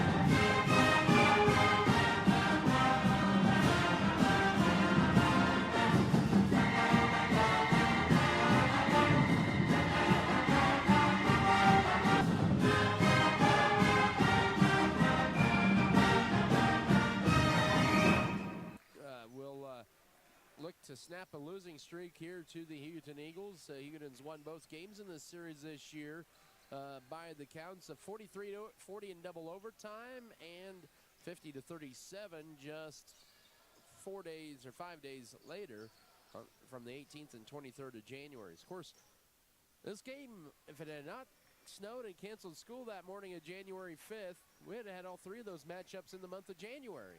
Of course, this was rescheduled from the 5th of January. Hugoton has won the last 5 in this series, 13 in the last 14. They lead the series since 1989, 22-19, and they've got things rolling there. The Eagles have now won 7 in a row after their loss in the Sterling Invitational Tournament Championship game on what I still call a controversial ending to that one, and saw it in person there, and a tough loss there for Hugoton, but they've bounced back pretty well from that. They've had one really narrow margin since then. That was against the Hooker, Oklahoma squad back on the 2nd of February. They won by a single point. By the way, Hooker, Oklahoma is a very good team there in the panhandle of Oklahoma. That was a 51-50 affair.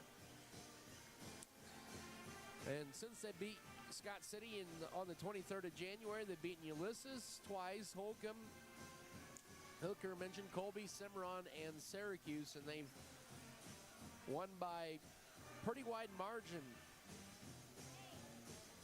All those wins in the 7-game winning streak other than Hooker have been by at least 13 points. Hugoton's leading scorer this year, Deshaun Lewis. It's a rather balanced attack for Hugoton. He averages 11.9. Isaac Martin at around 9.8. Emma Gaskell at 9.3. Isaiah Harris at 10.3. He's really come on this second half of the season.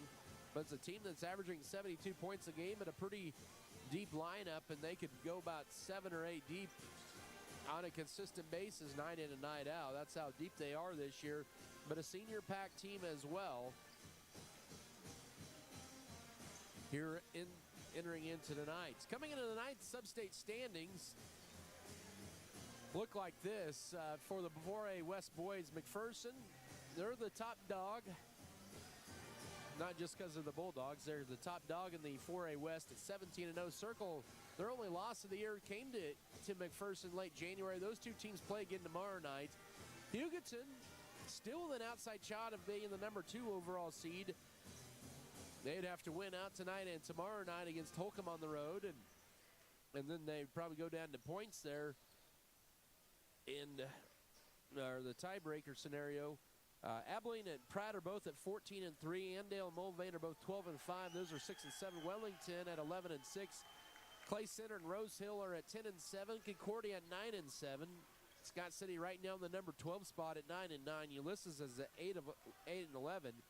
Chapman at 7-10, and Augusta and Clearwater are 5-12. The two teams on the outside looking in, you have Bueller at 4-13 at number 17 in the seeding right now, and Winfield at 2-15 in the number 18 spot.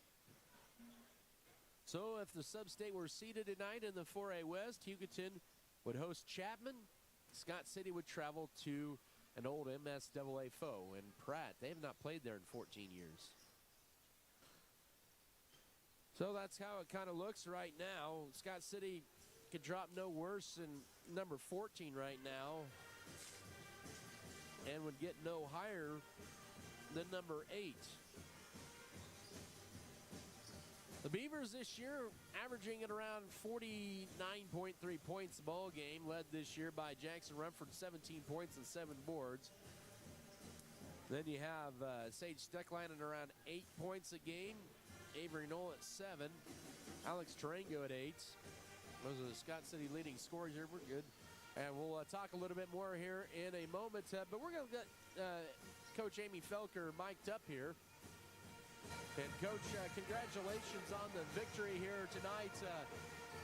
Sometimes it doesn't matter who the opponent is. It's tough to snap a losing streak, but you guys did it, and I thought you played pretty well tonight. You know, these girls came out and they wanted to play hard for our hometown, and we really talked about playing for who was on our shirt and not for anybody else. And these girls really came out, played defense, rebounded, shot the ball well. So yeah, they did. I'm super proud of them. Well, I said this in the during the game, and I noticed it for a while. I noticed that whatever you said to them in practice on rebounding, they took it to heart tonight. They did. We might have to do that more often. I told them, it's hard to be an offensive rebounder, but we got to do it. And they were going to the offensive rebound. And defensively, Hugoton didn't get very many second shot opportunities. So I was so proud of their rebounding effort tonight. And you knew that way that Hugoton was running their zone, it was a 2-3, but they were packing it in. And you guys kind of freed things up a little bit, not only driving in that first quarter, kind of setting the tone there, but also getting some threes down, and that was huge. It was. We got them in a little bit of foul trouble because we were driving to the basket. We've really been talking about that, going hard to the basket, and we were doing that. And tonight we kicked out. These girls had some confidence in their three-point shots. We were making that extra pass to get somebody a really good, wide-open shot, and things just started clicking, and then the confidence just got a little bit higher every possession. So, it was just fun. You had 8 that checked in the first half, and all 8 of your players scored at least 2 points in the first half. That's pretty cool. It was fun. It's just exciting. And, they were playing for Scott City. They weren't playing about who was scoring. They all were involved, whether it was passing, shooting. It was just extremely a fun game. It was a confidence builder. It was a great team effort. There were times tonight, I know you look back, and did you feel at times, even with the big lead, and that you guys were maybe a little stagnant at times? There was a couple times, and we gave up a few little and one plays, and I'm thinking, I kept looking at the score thinking we were going to be behind. And, we just kept playing through those little times, but then we kept finding, a way to score and that kind of stuff. So, we just fought hard and, super proud. You could tell that Erica finally getting her confidence. She hit 3 threes in a row in the third quarter, and she had that heat check for the fourth. It just missed, though. And then you had Avery Lewis straining 4 threes tonight. That's huge for your perimeter game. That's huge for their confidence to make those shots. They've worked hard. They've been in the gym extra hours at nights trying to get their shots to go. They didn't like the way we've been shooting, and they really wanted to pick it up for our team. And I'm proud of both of them for stepping up and knocking down some big shots and having the confidence to do that. So hopefully, even when we do get a little bit more pressure, they still have the confidence to knock those shots down. Hard to believe regular season finale Tuesday night, Goodland in town. It'll be fun. This confidence is going to be great to get them going. Absolutely. Hey, congratulations, Coach, on the win. We'll see you next week. Thanks, Adam. All right, once again, comments from Coach Amy Felker. Lady Beavers with a big win earlier here tonight. And we will get ready for our boys game here as we will get your starting lineups. As that is presented here by Security State Bank in Scott City and Leota. As we move forward to our boys pregame here, let's meet tonight's starters here for the Hugoton Eagles. Trey O'Neill in his third year in Hugoton, 58-10 record. He is a perfect 17-0 in GWAC play. Assisted by C.J. Korf, the previous head coach and the athletic director at Hugoton, and also Heber Jimenez. It'll be Deshaun Lewis. He is a 5'10 senior at 12 points and 4 boards a game. Jay Acosta, a 6'1 junior at 8.4 points, 2 boards a game. Isaac Martin, a 6'3 senior, 9.8 points, 6 boards a game. Emmett Gaskell, a 6'3 senior at 9.3 points, 4.6 rebounds. And Isaiah Harris, a 6'5 senior at 10 points and 5 boards a game. Deshaun Lewis, Jay Acosta, Isaac Martin, Emmett Gaskell, and Isaiah Harris. For the Scott City Beavers, coached by Brian Gentry in his 7th season, 81-88 record. He's 28-35 in league play, assisted by Joey Meyer and Drew Kite. Sage Steckline, the 6'6 senior, getting the start tonight. And he averages at around 8.1 points and 4.6 rebounds a game. Eloy Ruelas, he is a 5'10 junior at 7 points and 3 rebounds per game. Also tonight, Avery Knoll, the 6'3 senior, coming off a career-high 19 on Tuesday night. A 6'3 senior at 7 points and 4 rebounds a game. Alex Tarango, a 5'10 junior at 8.3 points, 2.4 boards a game. And Jackson Rumford, his 19th start of the year, the 6'5 junior at 17.7 boards a game. Eloy Ruelas, Sage Steckline, Avery Knoll, Alex Tarango, and Jackson Rumford, the starting 5 for the Scott City Beavers. Keys to the game presented by State Farm agent Michael Trout, where you go the proven winner. When it comes to insurance, they score big with the policyholders. Keys tonight for Scott City. First key has to be working it into the paint here. Second key, deny Hugoton's efforts of trying to get it go downhill. Their guards and even some of their forwards love to go downhill to the basket, get to the line. Those are your keys to the game. Presented by State Farm agent Michael Trout. It'll be Quentin Flanagan, Bobby Fossum, and Travis Vaughn, your 3 officials for tonight. All 3 veterans. Scott City wearing the home white uniforms with the Columbia blue numbers, letters, and navy blue trim. Hugoton in the road blue tops with white numbers, letters, and red trim. As Scott City wins the tap between Rumford and Harris. Scott City with the ball first as they move from left to right here. Hugoton open up in a man-to-man defense. Avery Knoll with a nice cut. Here's Rumford, goes up, his shot is blocked, and the rebound to Isaac Martin. That was a good look that time, but no avail for Rumford. Hugoton's first possession, we're 20 seconds in, no score. Interestingly enough, the middle school boys of Scott City and Hugoton played down in Hugoton earlier today. Costa lost it, but picks it back up. Third meeting between these two teams. Lewis right down Main Street, good. His runner's good, puts Hugoton up 2-0, 7:23 to go first quarter, as they'll apply a little full court pressure in the backcourt.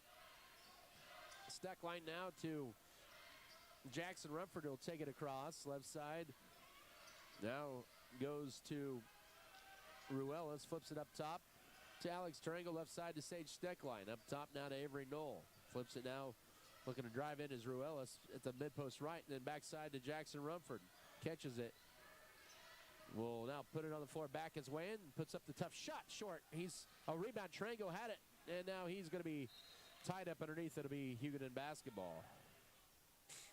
So Rumford's missed his 2 shots from the floor here with 6:48 to go first quarter. 2-0 Hugoton lead with the ball back.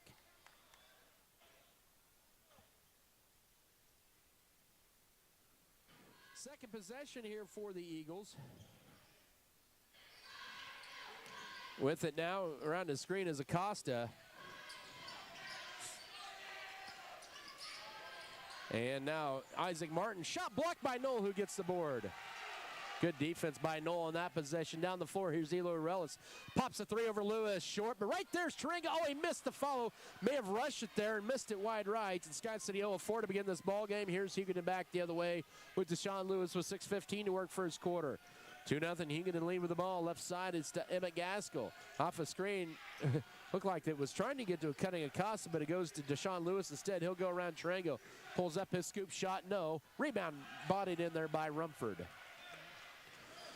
5:58 to work first quarter right side. Here's Sage Steckline with it. He'll pull up just outside the three-point arc into Rumford. Tried to go with the give and go. Now he'll back his way in. Tight double team defense, and now he gets almost tied up. Back to Rumford from Knoll. Goes up, lays it up, and we're tied at 2. He worked hard for that one. 2-2 here with 5:37 to go first quarter. And we're all evened up at 2.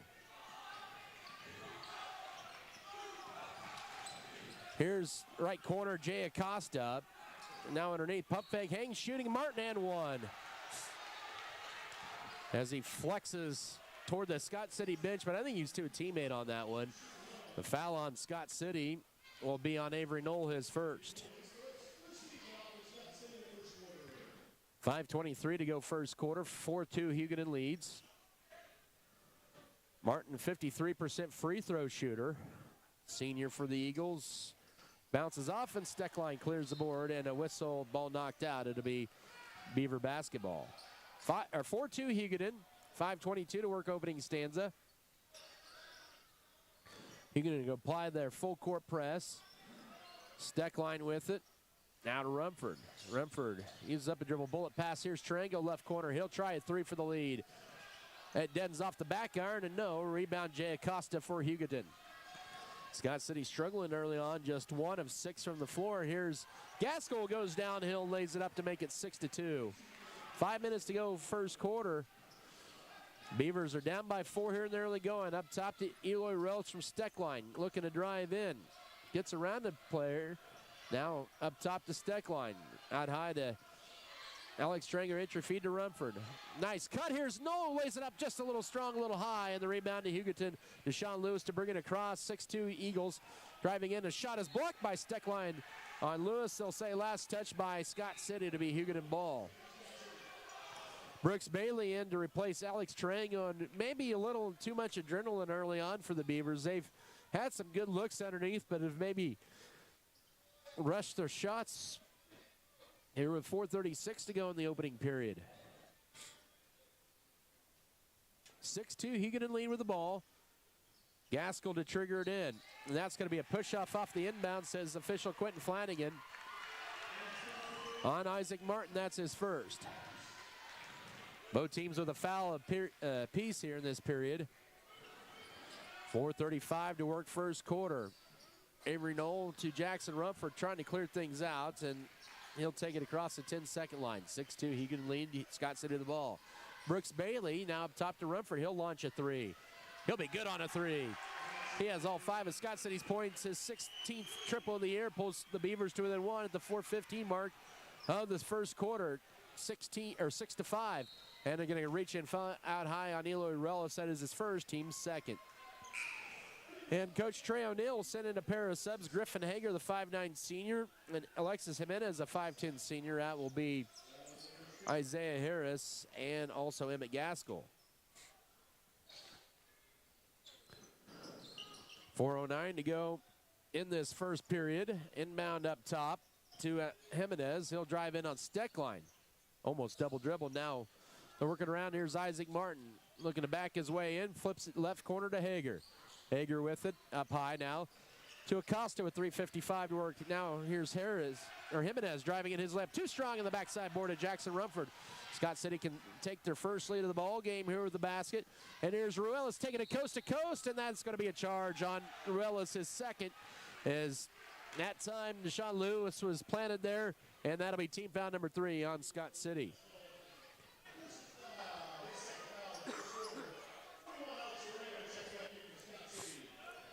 And back in is Tarango to replace Ruelas. So the Beavers down by 1. Hugoton back with the ball up 6-5. 3:38 to go first quarter.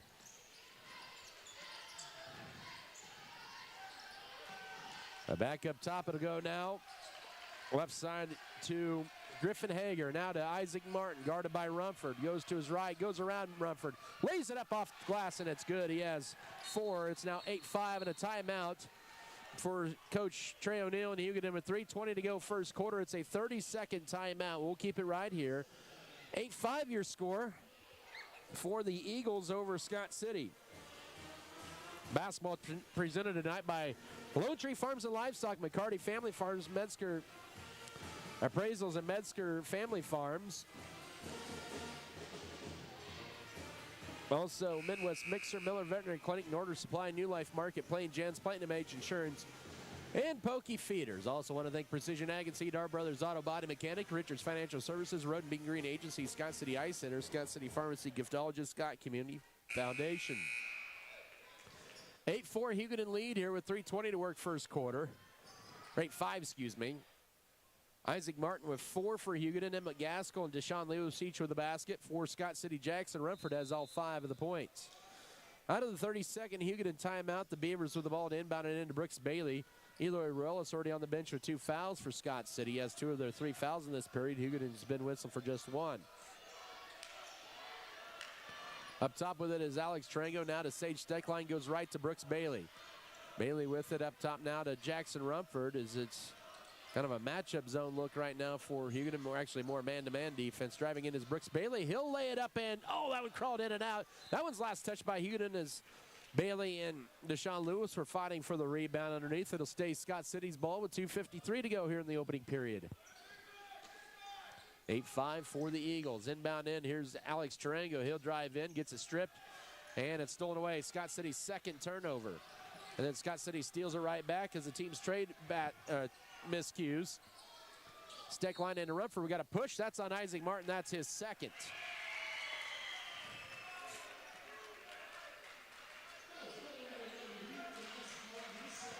Coy Vance in for the first time for Scott City.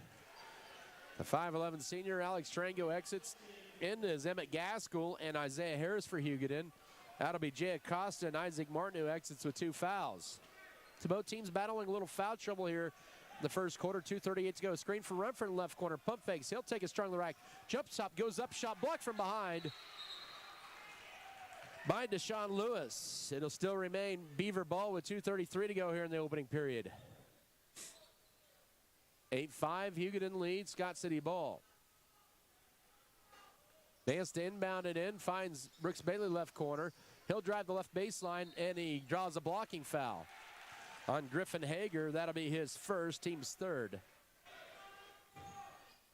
And that'll bring in Miguel Hernandez, a 5'10 sophomore off the bench. And he'll replace Hager.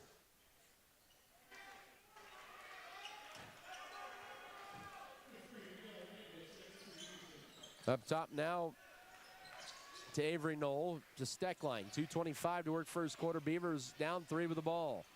Brooks Bailey with it, looking for a crease. He'll drive right side, wrap around to Vance in the right baseline. He'll drive in, dish it left wing to Knoll.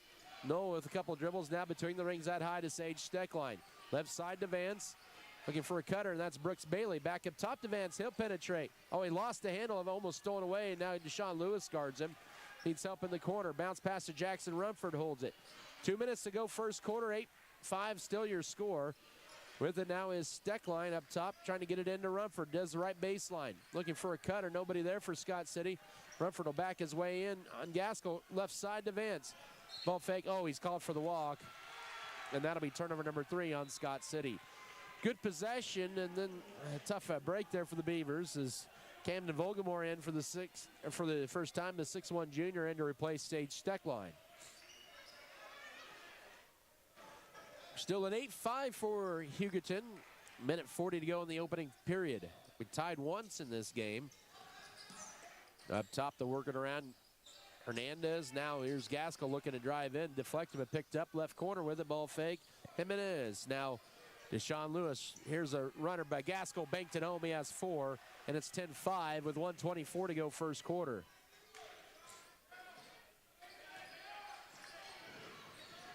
Scott City back down by now 5, their largest deficit. Minute 12 to go first quarter. Volgamore trying to get it in but can't. Working left corner to Coy Vance. 10-5 your score for Hugoton. Beavers have not scored in over 3 minutes. Here's Knoll, right side, Brooks Bailey. Bailey weaves his way around, steps back for the 17-footer. Clanks off, but Jackson Rumford on the offensive board. Goes to his right, bank shot, yes! Through some contact.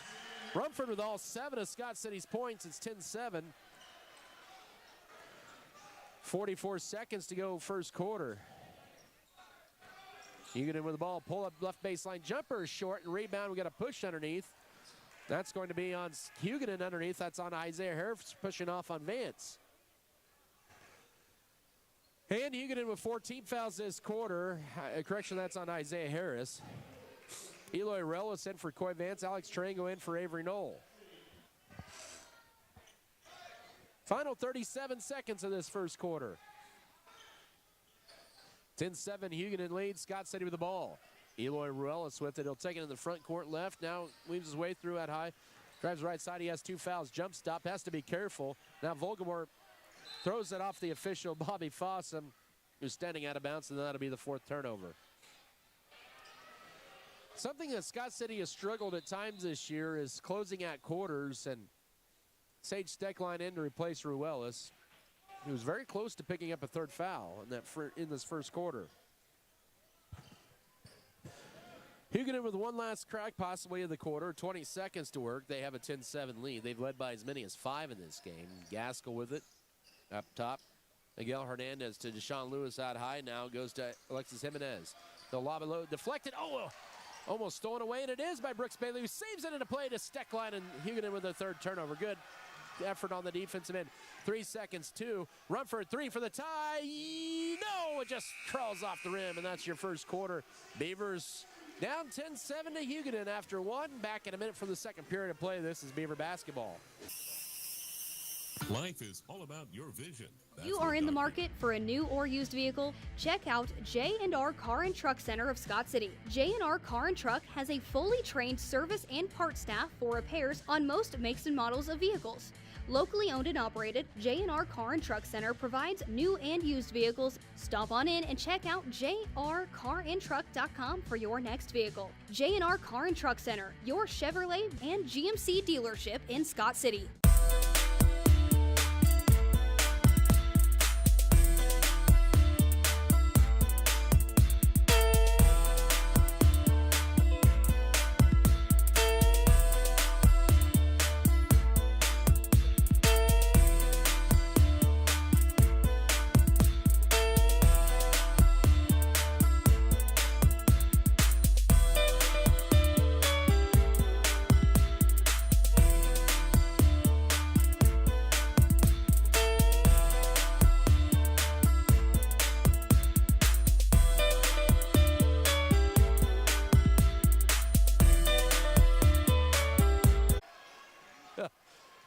Was a hot potato moment there with 7:25 to go here in the first half.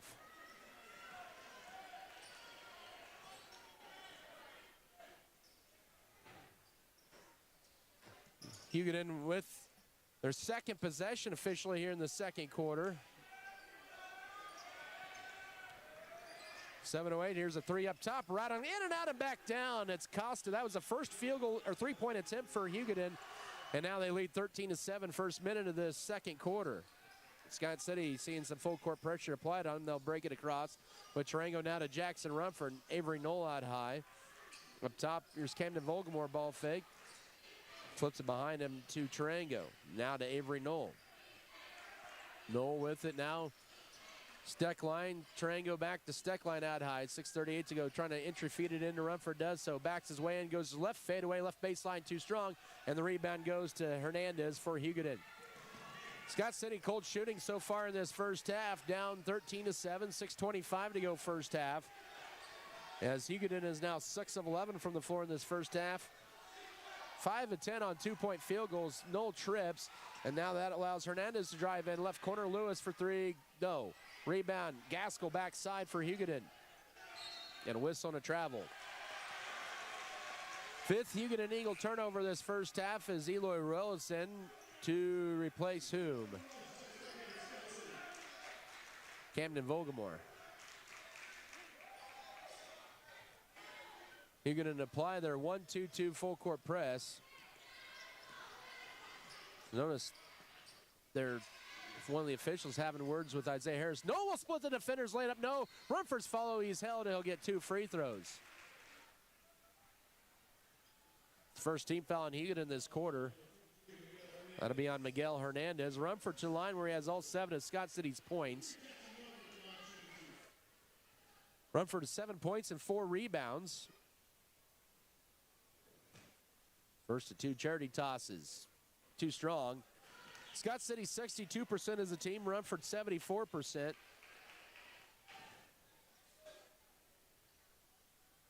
Still 13-7 with 5:56 to go first half. Rumford hits that one, is his 8th point. 13 now, 8 your score, 5:55 to go first half. You're going to have 3 points this quarter on a 3-pointer by Acosta. Hernandez holds it. We'll have to throw it out high to Lewis. He'll pull up for the 3 and bury it. And we got a foul underneath, as that's going to be a 3-pointer and a foul on Scott City underneath. With 5:39 to go first half. Fighting for possession underneath there, Rumford and Isaiah Harris. Rumford with the personal, his first, Scott City's first of the quarter, as Griffin Hager returns for Miguel Hernandez. And so Hugoton, who did not attempt a 3 in the first quarter, has gone 2 of 3 from downtown in the second quarter. They can make this a multiple point trip here. Driving in is Harrison, the Rumford with the blocking foul, his second. And Scott City with a lot of foul trouble. Now 2 fouls on Rumford and 2 on Ruelas. Rumford had foul trouble in the last meeting between these two teams. Remember, he had 4 fouls early in the third quarter, and Scott City really fell behind when he exited.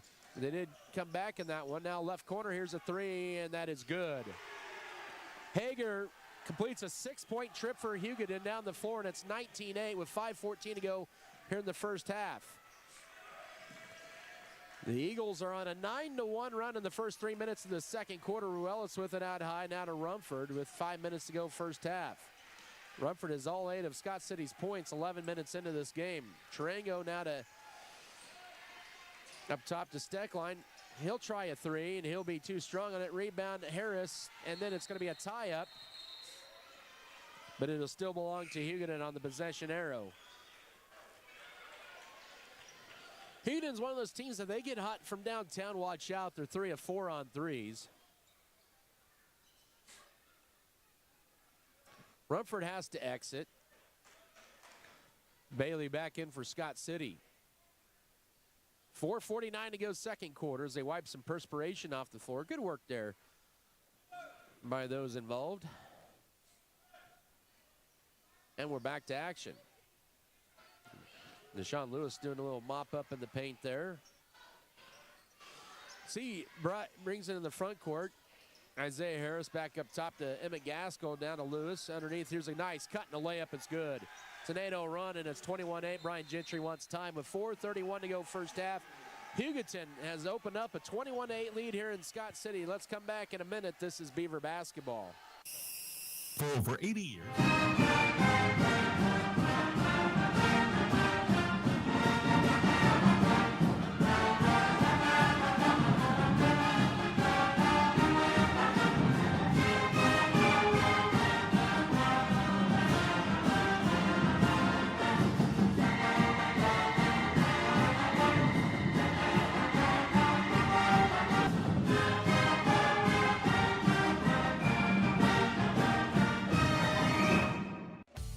Investing in our community is how we make a lasting impact.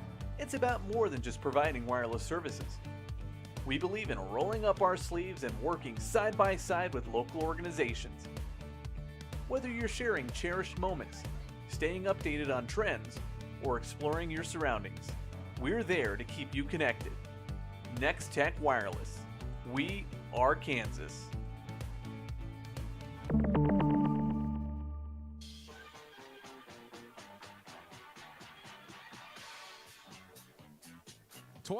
Your score, 4:30 to go first half. Hugoton on an 11-1 run in the first 3.5 minutes of this second quarter, and Scott City finds themselves down 13, but the Eagles are 3 of 4 in this second quarter from the floor, and 3 of those are from downtown. They had a 6-point trip with the foul that was included in there on fighting for position underneath. Here's Avery Knoll, flips it in the paint. Here's Tarango, goes up, leaves it short underneath, and the rebound to Emma Gaskell for Hugoton. And here come the Eagles soaring down the court with Deshaun Lewis. Layup, crawls off, tipped around. Harris couldn't get it, and Brooks Bailey couldn't get it. Now lob underneath to Harris, who puts it up and scores it. 23-8 with 3:52 to go first half. And that was just Hugoton's second offensive board, but they made it work. And the Beavers down 15 right now, and a hack. And that bailed out a Scott City turnover. That'll be on Emmett Gaskell as first. Hugoton second in the quarter.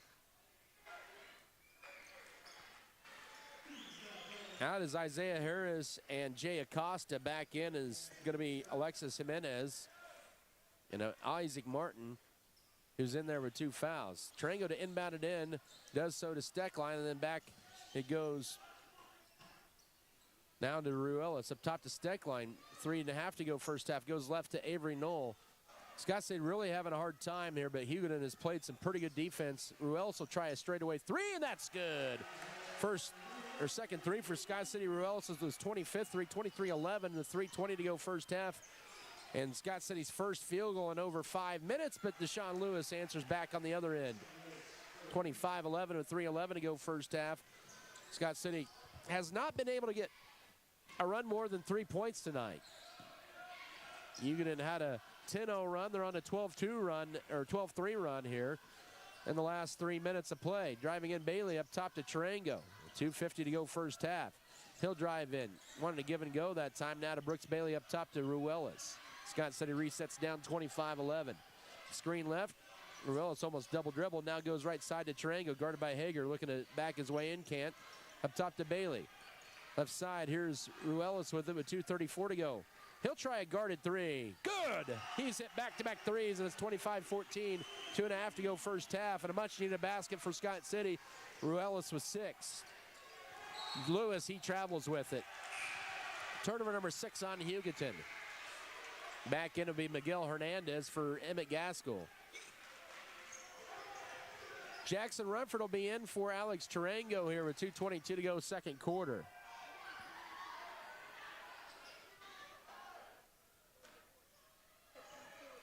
So on the floor, Jackson Rumford, Eloy Ruelas, Brooks Bailey back in there, Camden Vogelmore back in there, and Avery Knoll. Oh, through Rumford, or Vogelmore's hands, here's a steal. Hernandez layup, because they're going to wave it off. They're going to call him for a travel beforehand. And that'll be turnover number 7. Hugoton fans don't like that one. With 2:09 to go first half. Inbound into Ruelas, trying to clear everybody out. Seeking an applied pressure in the backcourt. Final 2 minutes. Now he uses up a dribble, finds Brooks Bailey left corner for a 3. And it will just crawl off. Rebound, last touch though by Scott City. Camden Vogelmore to belong to Hugoton. That was the right idea on that pass and a shot by Bailey. 3 Beavers are underneath there, just couldn't quite get their hands on there. 150 to go first half. 25-14 Hugoton. They've led by as many as 15. And that's going to be a travel up top on Hager. Their 9th error of the half.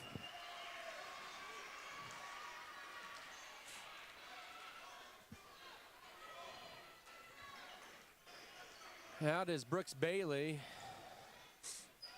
And Steckline back in for the Beavers. Scott City with an opportunity to get this to within single digits. If you're Scott City, you want the Eagles.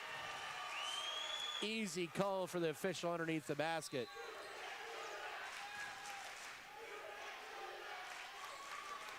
Camden Volgamore exits back in. Is going to be Coy Vance with 53 seconds to go second quarter. Trey O'Neill not happy with the officials here right now.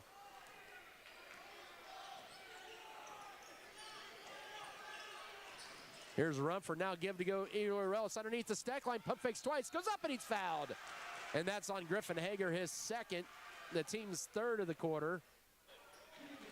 With 41 seconds to go first half, as he and Isaac Martin with 2 fouls. Steckline looking for his first points of the night. He's 48% at the line. Scott City is 1 of 2 all in this quarter and 2 of 3. It's 25-15. 41 seconds to go first half. Some wholesale changes. Out is Rumford and Ruelas as they have 2 fouls. So it is Camden Volgamore, Alex Trango, Coy Vance, Sage Steckline, and Avery Nolan for Scott City for Hugoton as they made some changes. Emmett Gaskell, Deshaun Lewis, Jay Acosta, Isaiah Harris as Steckline rattles home the second. Back down to a 9-point game. Also in there for the Eagles, mentioned Acosta, Miguel Hernandez, and Emmett Gaskell. Down to a 9-point game with 30 seconds to go first half. Almost a double dribble that time by Gaskell. Now up top to Deshaun Lewis. 25 seconds to go first half. Hugoton's going to go for the final shot, up 9. 25-16. They led by 15 at one point. It's an 8-2 run over the last 3 minutes for Scott City. 13 seconds to go first half. Lewis out high near half court. 8 seconds, 7, 6 gets a screen, drives to his right. Right corner, here's an Acosta 3. No! Rebound tipped. Throw up at the end, no! And that's the end of your first half. 25-16 is your score. Scott City with the 9-point deficit. They went on an 8-2 run over the final 3:21 of the second quarter to pull to within 9. Halftime show to begin after this 3-minute break. This is Scott City basketball. The dedicated team at Norder Supply is passionate about assisting our customers in achieving maximum net return per acre. That is how we define our success. Through unparalleled agronomic advice and best in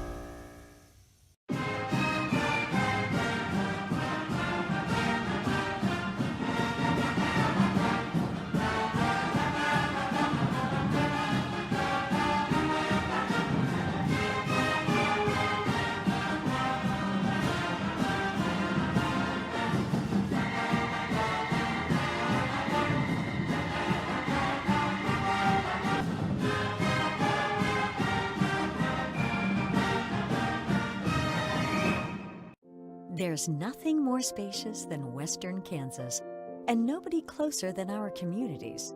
We are determined to keep our communities connected to schools, kids to teachers and parents. We believe a connected world is a better place. We are more than what we do for our hometowns. It's what we do with our hometowns. S&T is proud to be your family, your friends, your neighbor.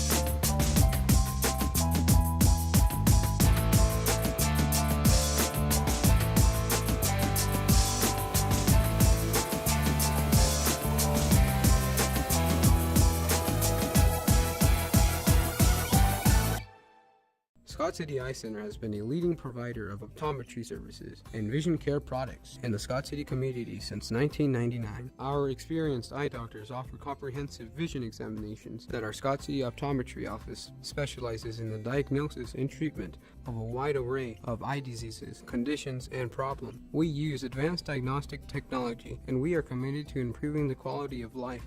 Give yourself the gift of clear vision by scheduling an appointment with Dr. Joshua Gooden, OD, today.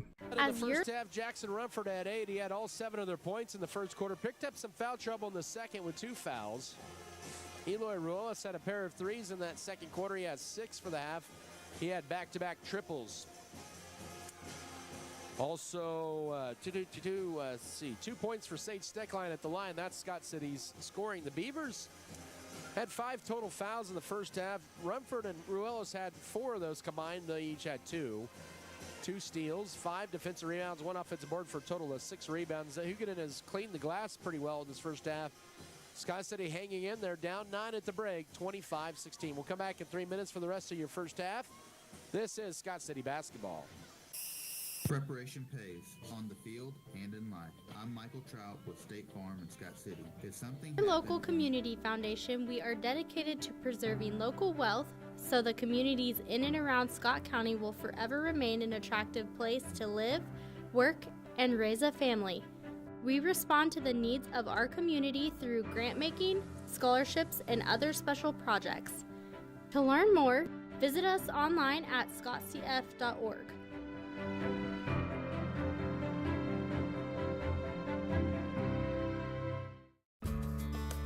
Adding value to our community has been our priority since day one. That's why the Scott Co-op is here with 8 elevator locations, 2 service stations, 5 controls, bulk fuel and oil delivery, as well as a full-service agronomy department, including agronomy services, seed, chemical, fertilizer, and custom application. Visit us online at scottcoop.com or download our app for more information. Scott Co-op is a proud supporter of our local communities. BBN is brought to you by HRC Feed Yards, J&R, Next Tech Wireless, Red Barn Enterprises, S&T Communications, Scott County Hospital, Scott Co-op, Security State Bank, Turner Sheet Metal. For exceptional service in real estate, put Stephanie Shapland at Shapland Real Estate to work for you. Property homework is what we do best at Shapland Real Estate. We put forth every effort to get results that move you. Our expertise in buying and selling residential, commercial, and agriculture property is built on the tradition of trust and thoroughness that you deserve. Shapland Real Estate takes pride in our community and in cheering on our students in all that they do. Give Shapland Real Estate a call or visit our website today.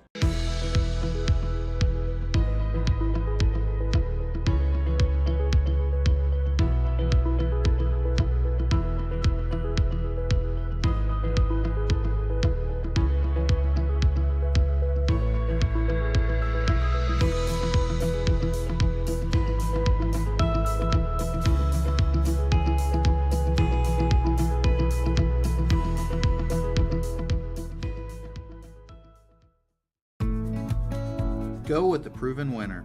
I'm Michael Trout from State Farm in Scott City. When it comes to auto insurance, we score big with our policyholders. We score on competitive rates, on customer service, and on satisfaction and speedy claim handling. Let us quote your autos today and make you a part of the Trout State Farm team. Call or stop by Michael Trout State Farm and you can be assured of our personal best. Go with the winner, Michael Trout State Farm, Scott City.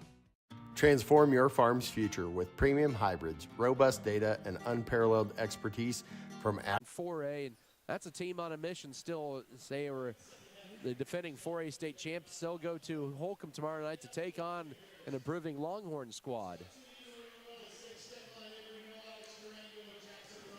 As we're about ready for this second half, it'll be Emmett Gaskell, Deshaun Lewis, Jay Acosta, Isaiah Harris, and also Isaac Martin.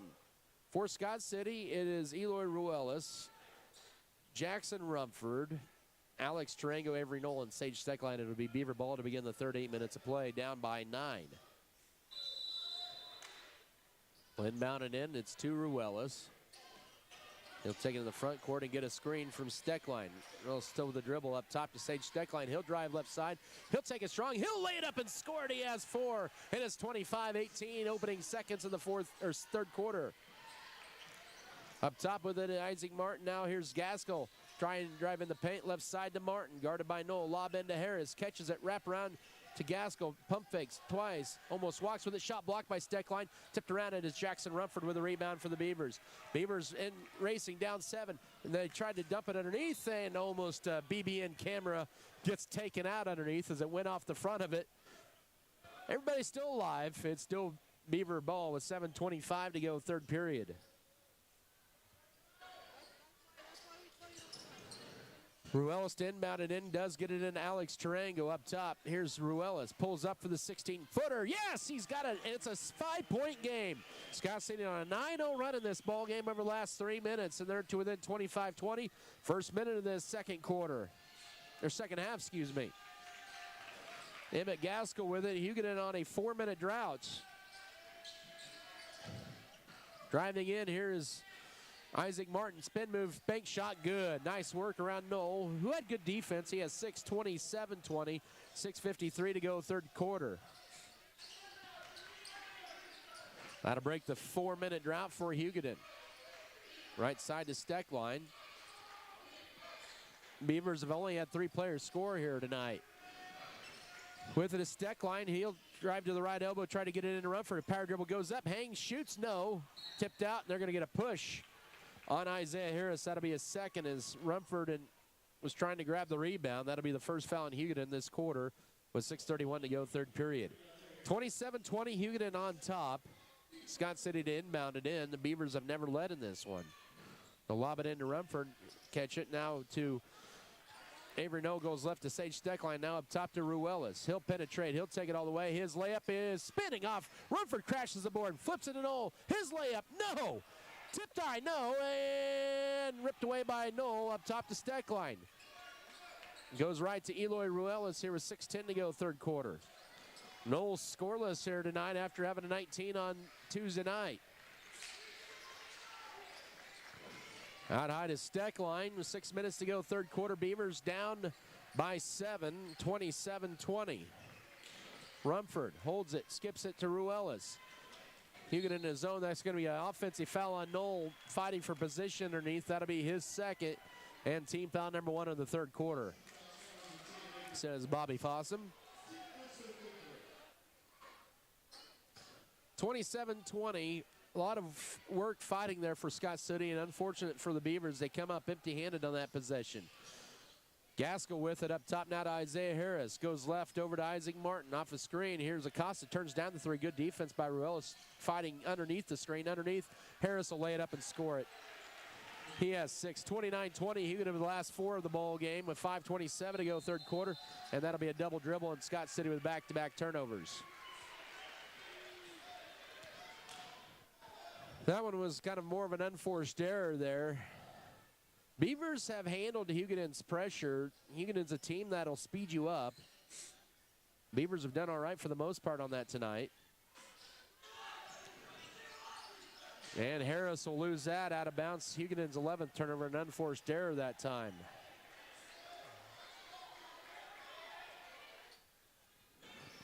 .5:19 here in the third. Beavers down 9 with the ball, 29-20. Inbound into Jackson Rumford, who holds it.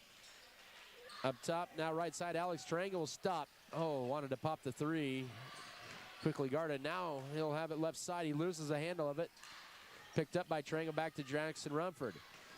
He'll jump stop left side to Ruelas. Dribbles behind the back, now pulls it back out. 4:58 to go, third quarter. 9-point Hugoton lead, Scott City's ball.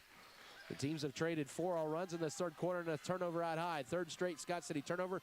Layup blocked by Sage Steckline on Martin, and he gets the board, and then he loses it, and there he retracts it back down.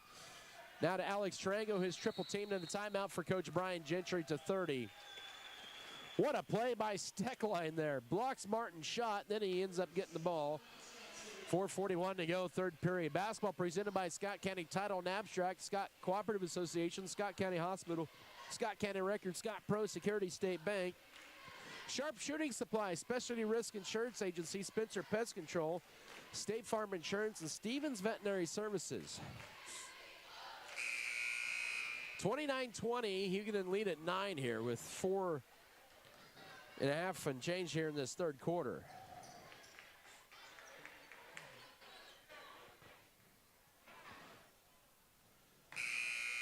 .441 to go in this third quarter. Beavers will host Goodland on Tuesday. Hugoton goes to Holcomb tomorrow night. Those will be the regular season enders. Lob into the front court to Brooks Bailey out of the timeout. 4:35 to go, third period. Up top to Eloy Relis. The Scott City sets up their offense down 9. Hugoton the last 4 of the ball game. Beavers on a 3-minute drought. They had it to within 5. Rumford at the foul line. Had it out of left side, and he draws a block. That'll be team foul number 2 on the Eagles this quarter. That'll be, I believe, on Deshaun Lewis. Nope, they'll get that on Isaiah Harris. That's his third foul. 4:22 to go here in this third quarter. Second Eagle foul this quarter. Harris is out as Griffin Hager re-enters. Steckline to trigger it in underneath the Scott City basket, down 9. Scott City needs a basket. They haven't scored in over 3 minutes.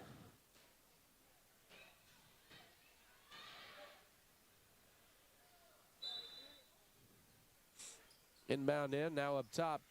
Nice cut for Steckline. Out high to Rumford. He'll try a 3. He'll, bake it halfway in and out, and the rebound goes to Emmett Gaskell. Oh, man. Couldn't get the nice, friendly bounce off the bank shot. Losing him, picking back up is Gaskell, and then he runs into Rumford, and they're going to get him with a foul. I don't know about that one. Tempers getting heated here a little bit. The officials are trying to cool things. I think Rumford tried to slap a Scott City teammate's hand. The officials thought he was frustrated with the Hugoton Eagle. They settled things down. Rumford, though, with his third foul with 4:07 to go, third quarter. Beavers down by 9 as Hugoton lob it out high to Isaac Martin. Then hands it off to Deshaun Lewis. Hugoton the last 4 in this ball game. Steps back, fires a 3, and knocks it off. No, rebound to Jackson Rumford off a deflection. He has in the backcourt, gives it to Sage Steckline with 3:50 to go, third period. And he loses the handle to steal from Martin and an easy layup. Martin with 8, 31-20, a 6-0 Hugoton run here with 3:42 to go, third quarter. Scott City now with 11 turnovers and a hack out high. Third team foul in the Eagles this quarter. That's on Deshaun Lewis's first. You got to be a little stronger with the ball if you're Scott City. You're down 11. You haven't scored in 4 minutes. You need to get a basket here to get this to within 9. Oh, miscommunication. Brooks Bailey, though, saves the possession out high. 3.5 to go, third period. Up top, Steckline goes left with the pass to Ruelas. He wants to lob it in, does so to Rumford, backing his way into Martin, then immediately double-teamed. Finds Avery Knoll. Knoll will drive in, and he is undercut by Griffin Hager, and that is Hager's third and the team's 4th of the quarter with 3:17 to go, third quarter.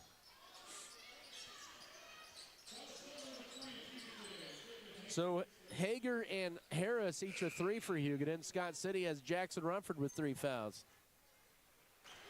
Back in is going to be Miguel Hernandez to replace Hager. Alex Trega re-enters for Sage Steckline. 31-20, Scott City on a 4-minute drought here. Hugoton scored the last 6 points of the ball game as we're just outside of 3 minutes ago in this third period. Not a lot of movement either side here to Rumford. Oh, that one's tipped off of Rumford's hands, but Costa tried to save it, and it went off his fingertips, and the Beavers catch a break there, and they'll save the possession with 3:14 to go, third quarter. Into Rumford up top now to Knoll. Here's a screen for Ruelas. Ruelas with it. Trying to get it into Rumford. He's immediately double-teamed. Knoll up top. Can he get his first 3 of the year? Yes! Oh, that's a big 3. Timeout, Scott City. It's a 30 here with 3:04 here in the third quarter. Scott City back to within 8 at 31-23. So Knoll picks a good time in game 19 of the year. Actually, you take off 5 in his 11th game of the year, hits his first 3 of the year. with 3:04 to go, third quarter. Basketball tonight brought to you by True North Cafe, Turner Sheet Metal, Vulgamore Family Farms, Western Kansas Insurance, Western State Bank, Wheaton Electric, White's Food Liner, Wilkins Physical Therapy, and Winterland Farms. Don't forget, we'll have reports of 4A Regional Wrestling coming up on Saturday from Colby. That starts at 9:30. That's going to be a pretty rough regional this year. Excited to see how it all turns out. Scott City with a pretty good team this year.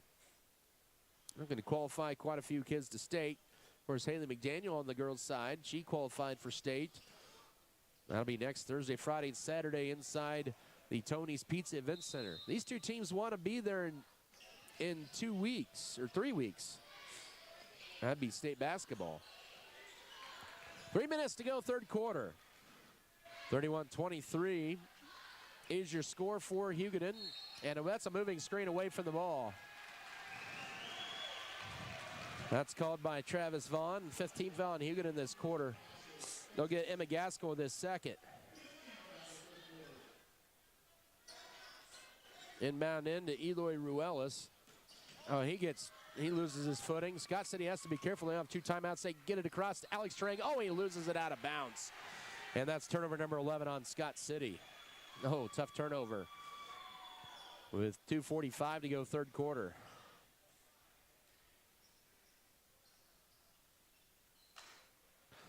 It's a tough angle for Trango to try to catch that as well.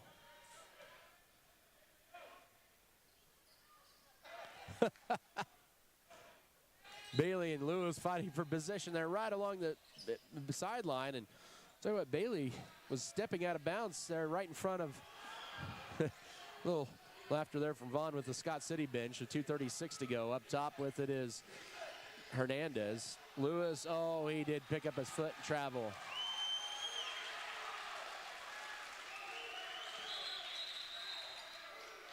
Back in is Sage Steckline. Hugoton with their 13th turnover of the night. Avery Knoll exits. Steckline back in. Knoll his first 3 points that last couple possessions ago. They'll get it into Steckline right at half court. Still in the backcourt now with it is Ruelas. He'll bring it across. 2:25 to work third period. A screen for Ruelas. Goes to his right. Up top to Rumford. And that's going to be a moving screen on Scott City.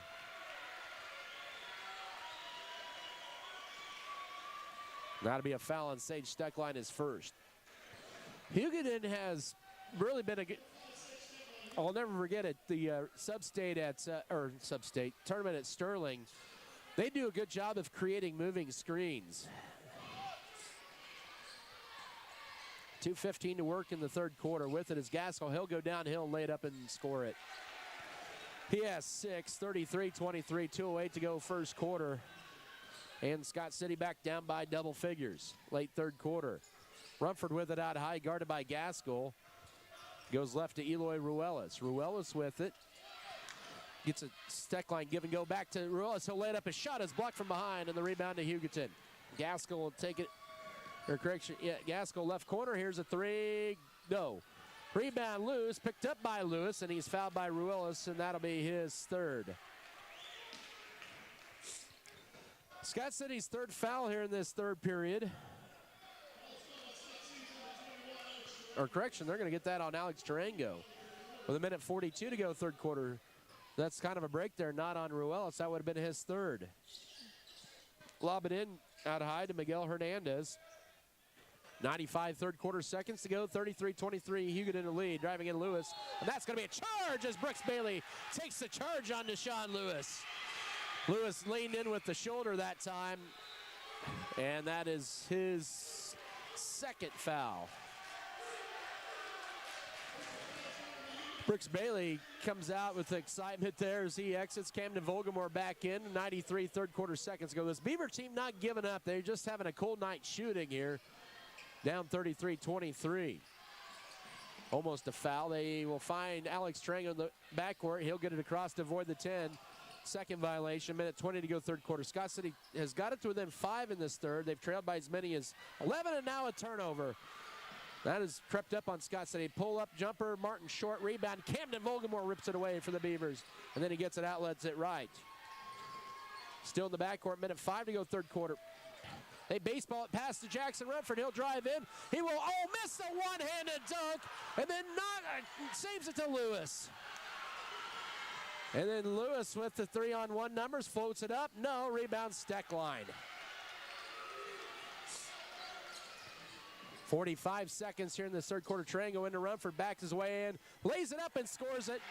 As Martin tried to flop his 10th, 33-25, tried to take the charge. 35 seconds to go third quarter, and the Beavers back to within 8. It's been a pretty loud environment here tonight. Here's Isaac Martin. He gets pickpocketed and a steal. Here's losing it. A travel that time as the dribble got a little too high. Eloy Ruelas thinking a lot, and Scott City commits turnover number 14.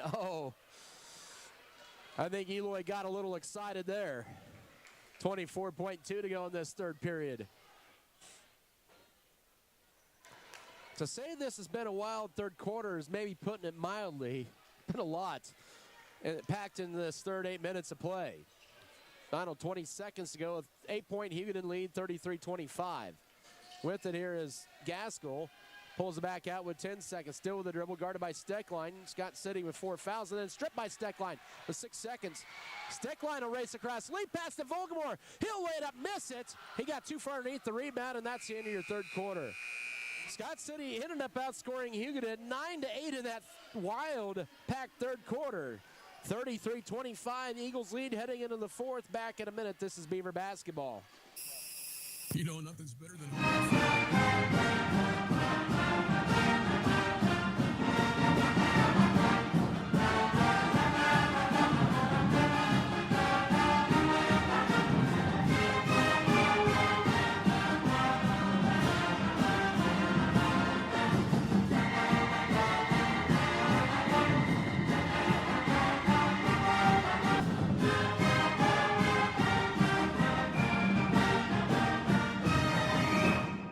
The world needs more farmers, people who know the land, people who support rural communities, people who are as diverse as each acre they care for. But unless you've been born and raised on a family farm, it's nearly impossible to become a farmer. That's why we are building a team of people from our hometown and across the world to do what they love. We are not just a family farm, we are a multi-family farm. We are Volgamore Family Farms.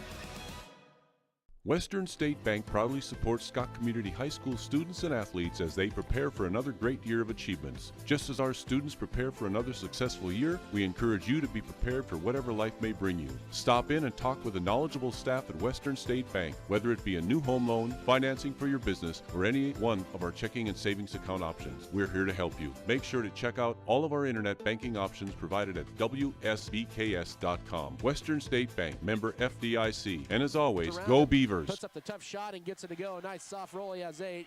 And it's back to a 10-point game with 7:41 to go here in the game, 35-25. Eloy Ruelas with it up top. Sage Steckline left side to Avery Knoll. Knoll now up top. Here's a screen for Ruelas, looking to drive right side.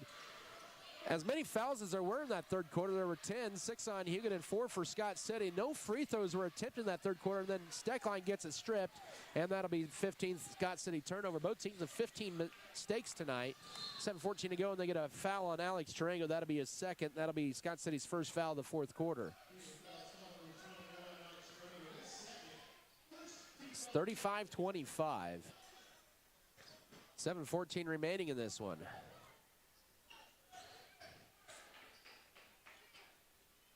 Martin will inbound in the backcourt to Deshaun Lewis. Lewis in the front court, guarded by Tarango. Hugoton's got a game tomorrow night. Scott City doesn't. Now underneath the Harris, he will go. Stuffed by Rumford on a scoop shot attempt. And the rebound to the Beavers. 6:55 to go. Rumford with 7 boards and 10 points. He's in the front court, guarded by Isaiah Harris. They both have 3 fouls. Tarango now to Ruelas. He's knocked out of bounds. It's a tough angle for me, but right in front of the Scott City bench. It'll stay Beaver ball. 6:44 remaining in this one. Up top, it goes to Ruelas. Gets a screen, goes left, jump stop. Now gets a strip, and picked up by Tarango in the left corner. Out high to Ruelas. 90 seconds into this fourth period. Beavers down 10 with the ball. 35-25. Here's Tarango up top. Now Ruelas with it. Good defense out high by Hugoton. Tarango up top to Knoll. Deflected and a turnover. Not a clean exchange. And here comes Emmett Gaskell. He'll take it. Stuffed by Knoll. And here it comes back the other way. Lead pass. Here's Steckline. Drives in. Pump fakes. Goes up and is fouled. It's a foul on the floor. Says the official Travis Vaughn. It'll be team foul number 1 on Hugoton here in the fourth, and the fourth on Isaiah Harris. 6:10 to go. Brooks Bailey back in for Alex Tarango. Griffin Hager checks in for Isaiah Harris, who will exit with 4 fouls here with 6:10 to go. Ruelas to inbound it in to Brooks Bailey, left baseline.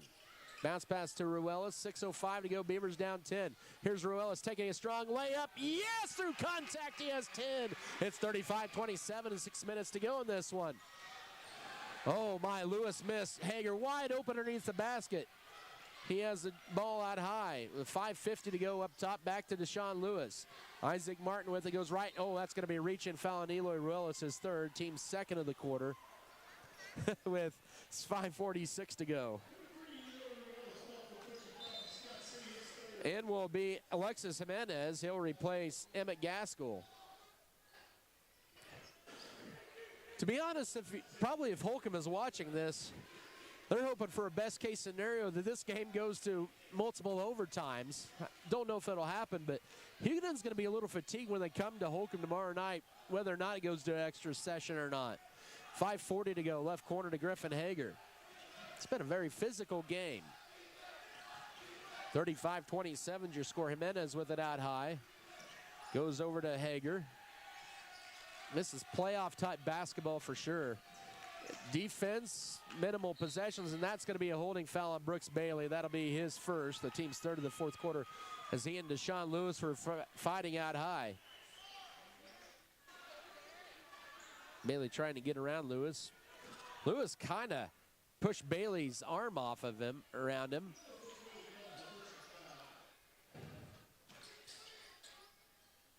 Entry feed right corner to Jimenez.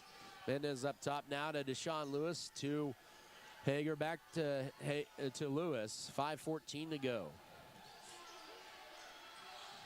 Back up top to Hager. They'll work it right side to Jimenez.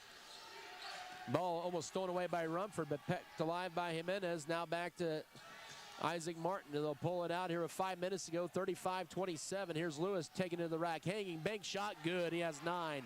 37-27 with 4:53 to go.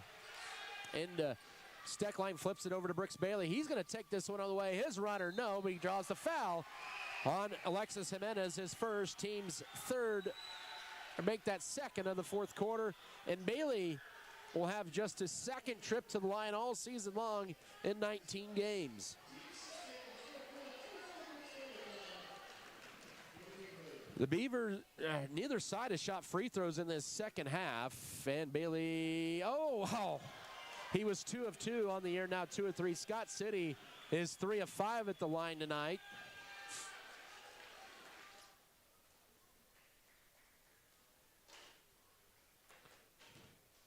Their first free throw since the second quarter. Hugoton, by the way, that one missed both. Rebound tipped around and in the hands of Isaac Martin. Hugoton, by the way, is just 0 of 1. They've only had 1 free throw attempt all night. And that's loose on the floor, stolen by Scott City. Hugoton's 16th turnover. The Beavers with a chance to cut the 10-point deficit with 4.5 to go in this one. 37-27. 4:25 to go up top. Rumford. Scott City maybe needs to start scoring a little urgency here, shooting a little urgency. Ruelas trying to get it into Rumford, finally does. Trying to back his way in. Backdoor cut, here's Knoll, he'll score it, and fouled. Nice backdoor cut to Knoll, he has 5 on this quarter. It's 37-29 with 4:09 to go. That was set up beautifully. The foul is on Jay Acosta, his first, and that is their third foul of the fourth quarter. Knoll with 5 in this quarter.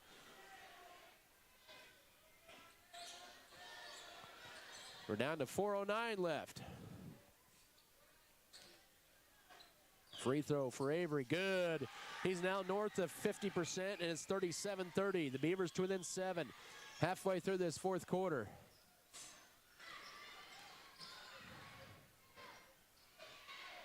As Deshaun Lewis walks it across, got the play from Coach Trey O'Neill up top, now to Isaac Martin.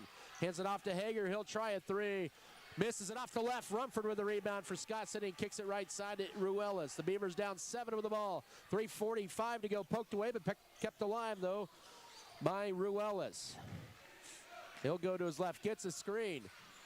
Back up top to Rumford. Almost launched it from way downtown. Wanted to drive in. Cat steps back, and now Tarango gets a screen. Steps back. Go right side, now entry feed into Rumford, goes around Isaac Martin, pump fakes, goes up, and it's a 5-point game. He has 12, 37-32 with 3:23 to go. The Beavers back to within 5 on a 5-0 run. 3:15 to go in this one. This has been a pretty good game here. Lewis with it, trying to get it to Martin. He finally does that high. Martin throws it right side over to Jay Acosta. Both teams have 3 fouls in this fourth quarter. Here's Acosta, his run in the lane. It's good. Oh, what a tough shot. And a timeout for Coach Trey O'Neill and Hugoton. As they end the 5-0 run for Scott City, it's 39-32 with 2:58 to go. What a tough shot for Acosta. His 5th point of the night. 2:58 to go. Hugoton has 3 timeouts left. They're all fulls. Scott City with 2 full timeouts remaining. Both teams with 3 fouls in this second half. Possession arrow favors Scott City. But the Beavers are hanging in here with the number 4 ranked team in Class 4A.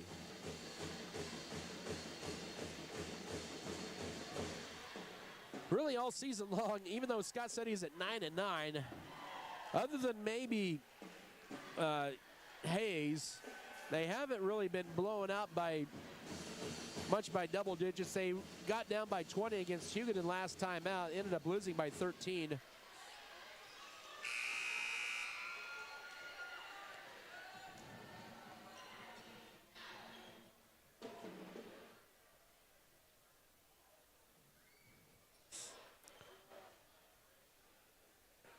It'll be Scott City ball out of the Hugoton Eagle 32nd timeout. The Beavers not giving up here without a fight here. 2:58 to go, down 39-32.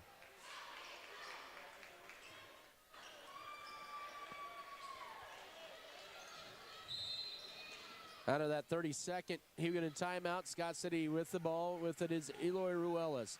Now flips it to Brooks Bailey. Bailey will take it on the front court left with 2:50 to go. This GWAC this year has been a gauntlet of a boys schedule. Backing his way in. Now Steckline, oh, he traveled with it.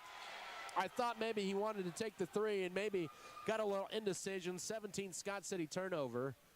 And now Hugoton with the ball. They can run some more time off down or up by 7 here with 2:42 to go, 39-32. They'll lob it out high right to Harris, who's back in there with 4 fouls. 2:35 left. Deshaun Lewis with it. Nice cut by Harris. He'll lay it up. Missed it short. Rebound Jackson Rumford. So Scott City still alive here, down 7, 2:25 to go. Now to Rumford up top. Beavers need to have a little sense of urgency. They have the paint cleared. Here's the backdoor. Avery Knoll now right left corner. Up top to Ruelas for a 3. Can he get in there? No, it will not. And the rebound to Isaiah Harris. Oh, he had a good look on the left wing there. Down to 2:05 to go. Ruelas tried for his 13th point there. 39-32. Hugoton with the lead in the ball. Under 2 to go. Entry feed. We're going to get a push on Rumford. That's his 4th. Final foul to give of the night for Scott City as well with 1:56 to go.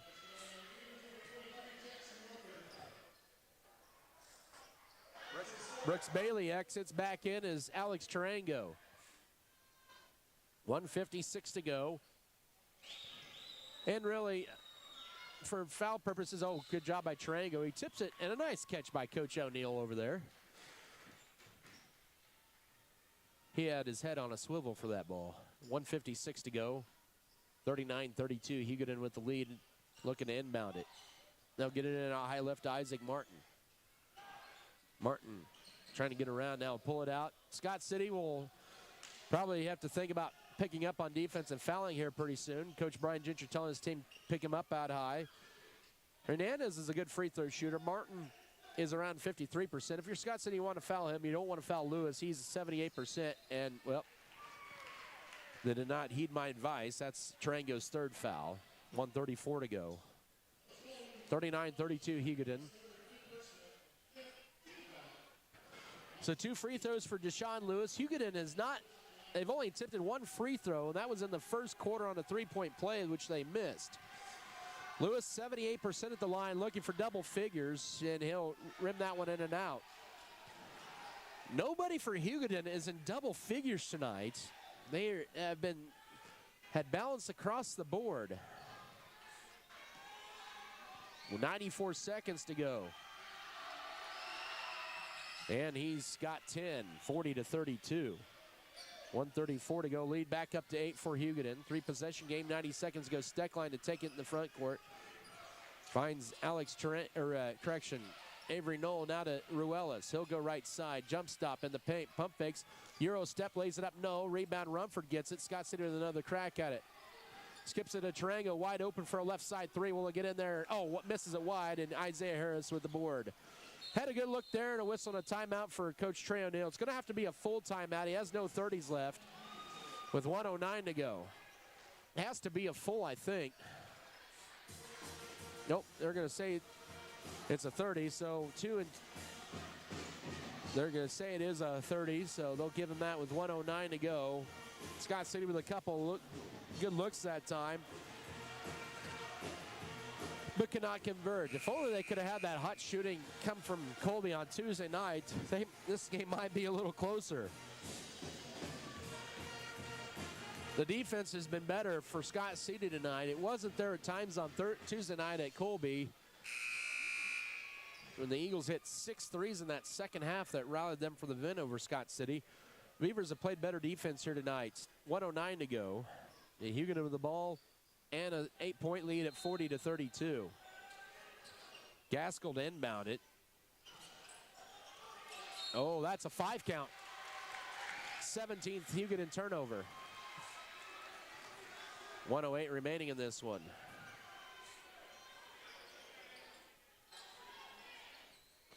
Scott City down 8. They'll need to get a quick shot here. Inbound into Ruelas. Maybe get a foul as well to get some points without any time running off the clock. Rumford will launch a deep 3. Too strong. Rebound. Oh, Steckline couldn't find it. Deshaun Lewis. And they're going to call a foul. If that's on Rumford, that's it for him.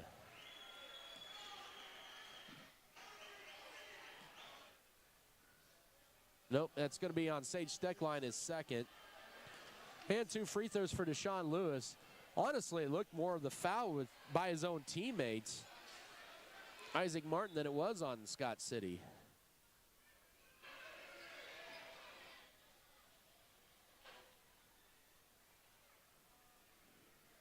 With 1:01 to go.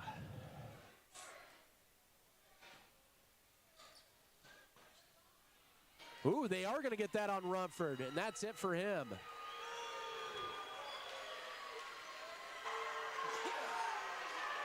The officials converse, and that's it for Rumford. And the foul's not on Steckline, and Rumford exits with 1:01 to go. 2 free throws for Deshaun Lewis, and Scott City's leading scorers now been disqualified. Free throw for Lewis rims in and out. Rumford was in the vicinity, but I'll go back and say it almost looked like more that Isaac Martin hit Lewis more than anybody from Scott City. Free throw for Martin. He missed, but Martin with the rebound, misses a follow, and the rebound to Alex Tarango. Scott City without their top scorer, fouling out, and Scott City almost throws it away. 50 seconds to go, down 8 are the Beavers. They'll get it up top to Steckline. Oh, shoot that. He will, and he'll be short on it. Rebound tracked down by Bailey, saves it in a play, but to Hugoton. And now Lewis into the front court here with 40 seconds to go. He'll drive in and lay it up and score it. 42-32 with 34 seconds to go. Efforts for Scott City may be short here tonight. Brooks Bailey, pop that. Now right corner, Knoll for a 3. No, rebound Hugoton. That's going to about do it here with 20 seconds to go. Steal. Bailey fade away, short. And rebound Lewis, and a foul with 15 and a half seconds. Scott City just could not hit some shots here tonight. And Tarango picks up his fourth foul with 15 and a half seconds to go. Hugoton's going to win all 3 games against Scott City this year and extend the winning streak against the Beavers to 6 over the last couple seasons. Deshaun Lewis with 2 free throws coming up. Hits the first. 43-32. 15 and a half seconds to go. Lewis with a dozen. And now a Baker, or make that 13 and 14, 44 or 32. Here with 12 seconds to go. Here's a 3 for Ruelas. Short, long rebound. Ricochets around, and here's Deshaun Lewis. And he'll dunk it. 46-32 stolen. And with 9/10 of a second, this one over. And Hugoton's going to come out of here with victory. This game was much closer than the final indicated. Interesting move to score that late in the game. Steckline's 3 is short, and that's in your ball game. Final score of 46-32. Hugoton comes out of here with a victory over Scott City. Hugoton now 17-2 on the year. Scott City drops to 9-10. Post-game show to begin after this 3-minute break. This is Scott City basketball.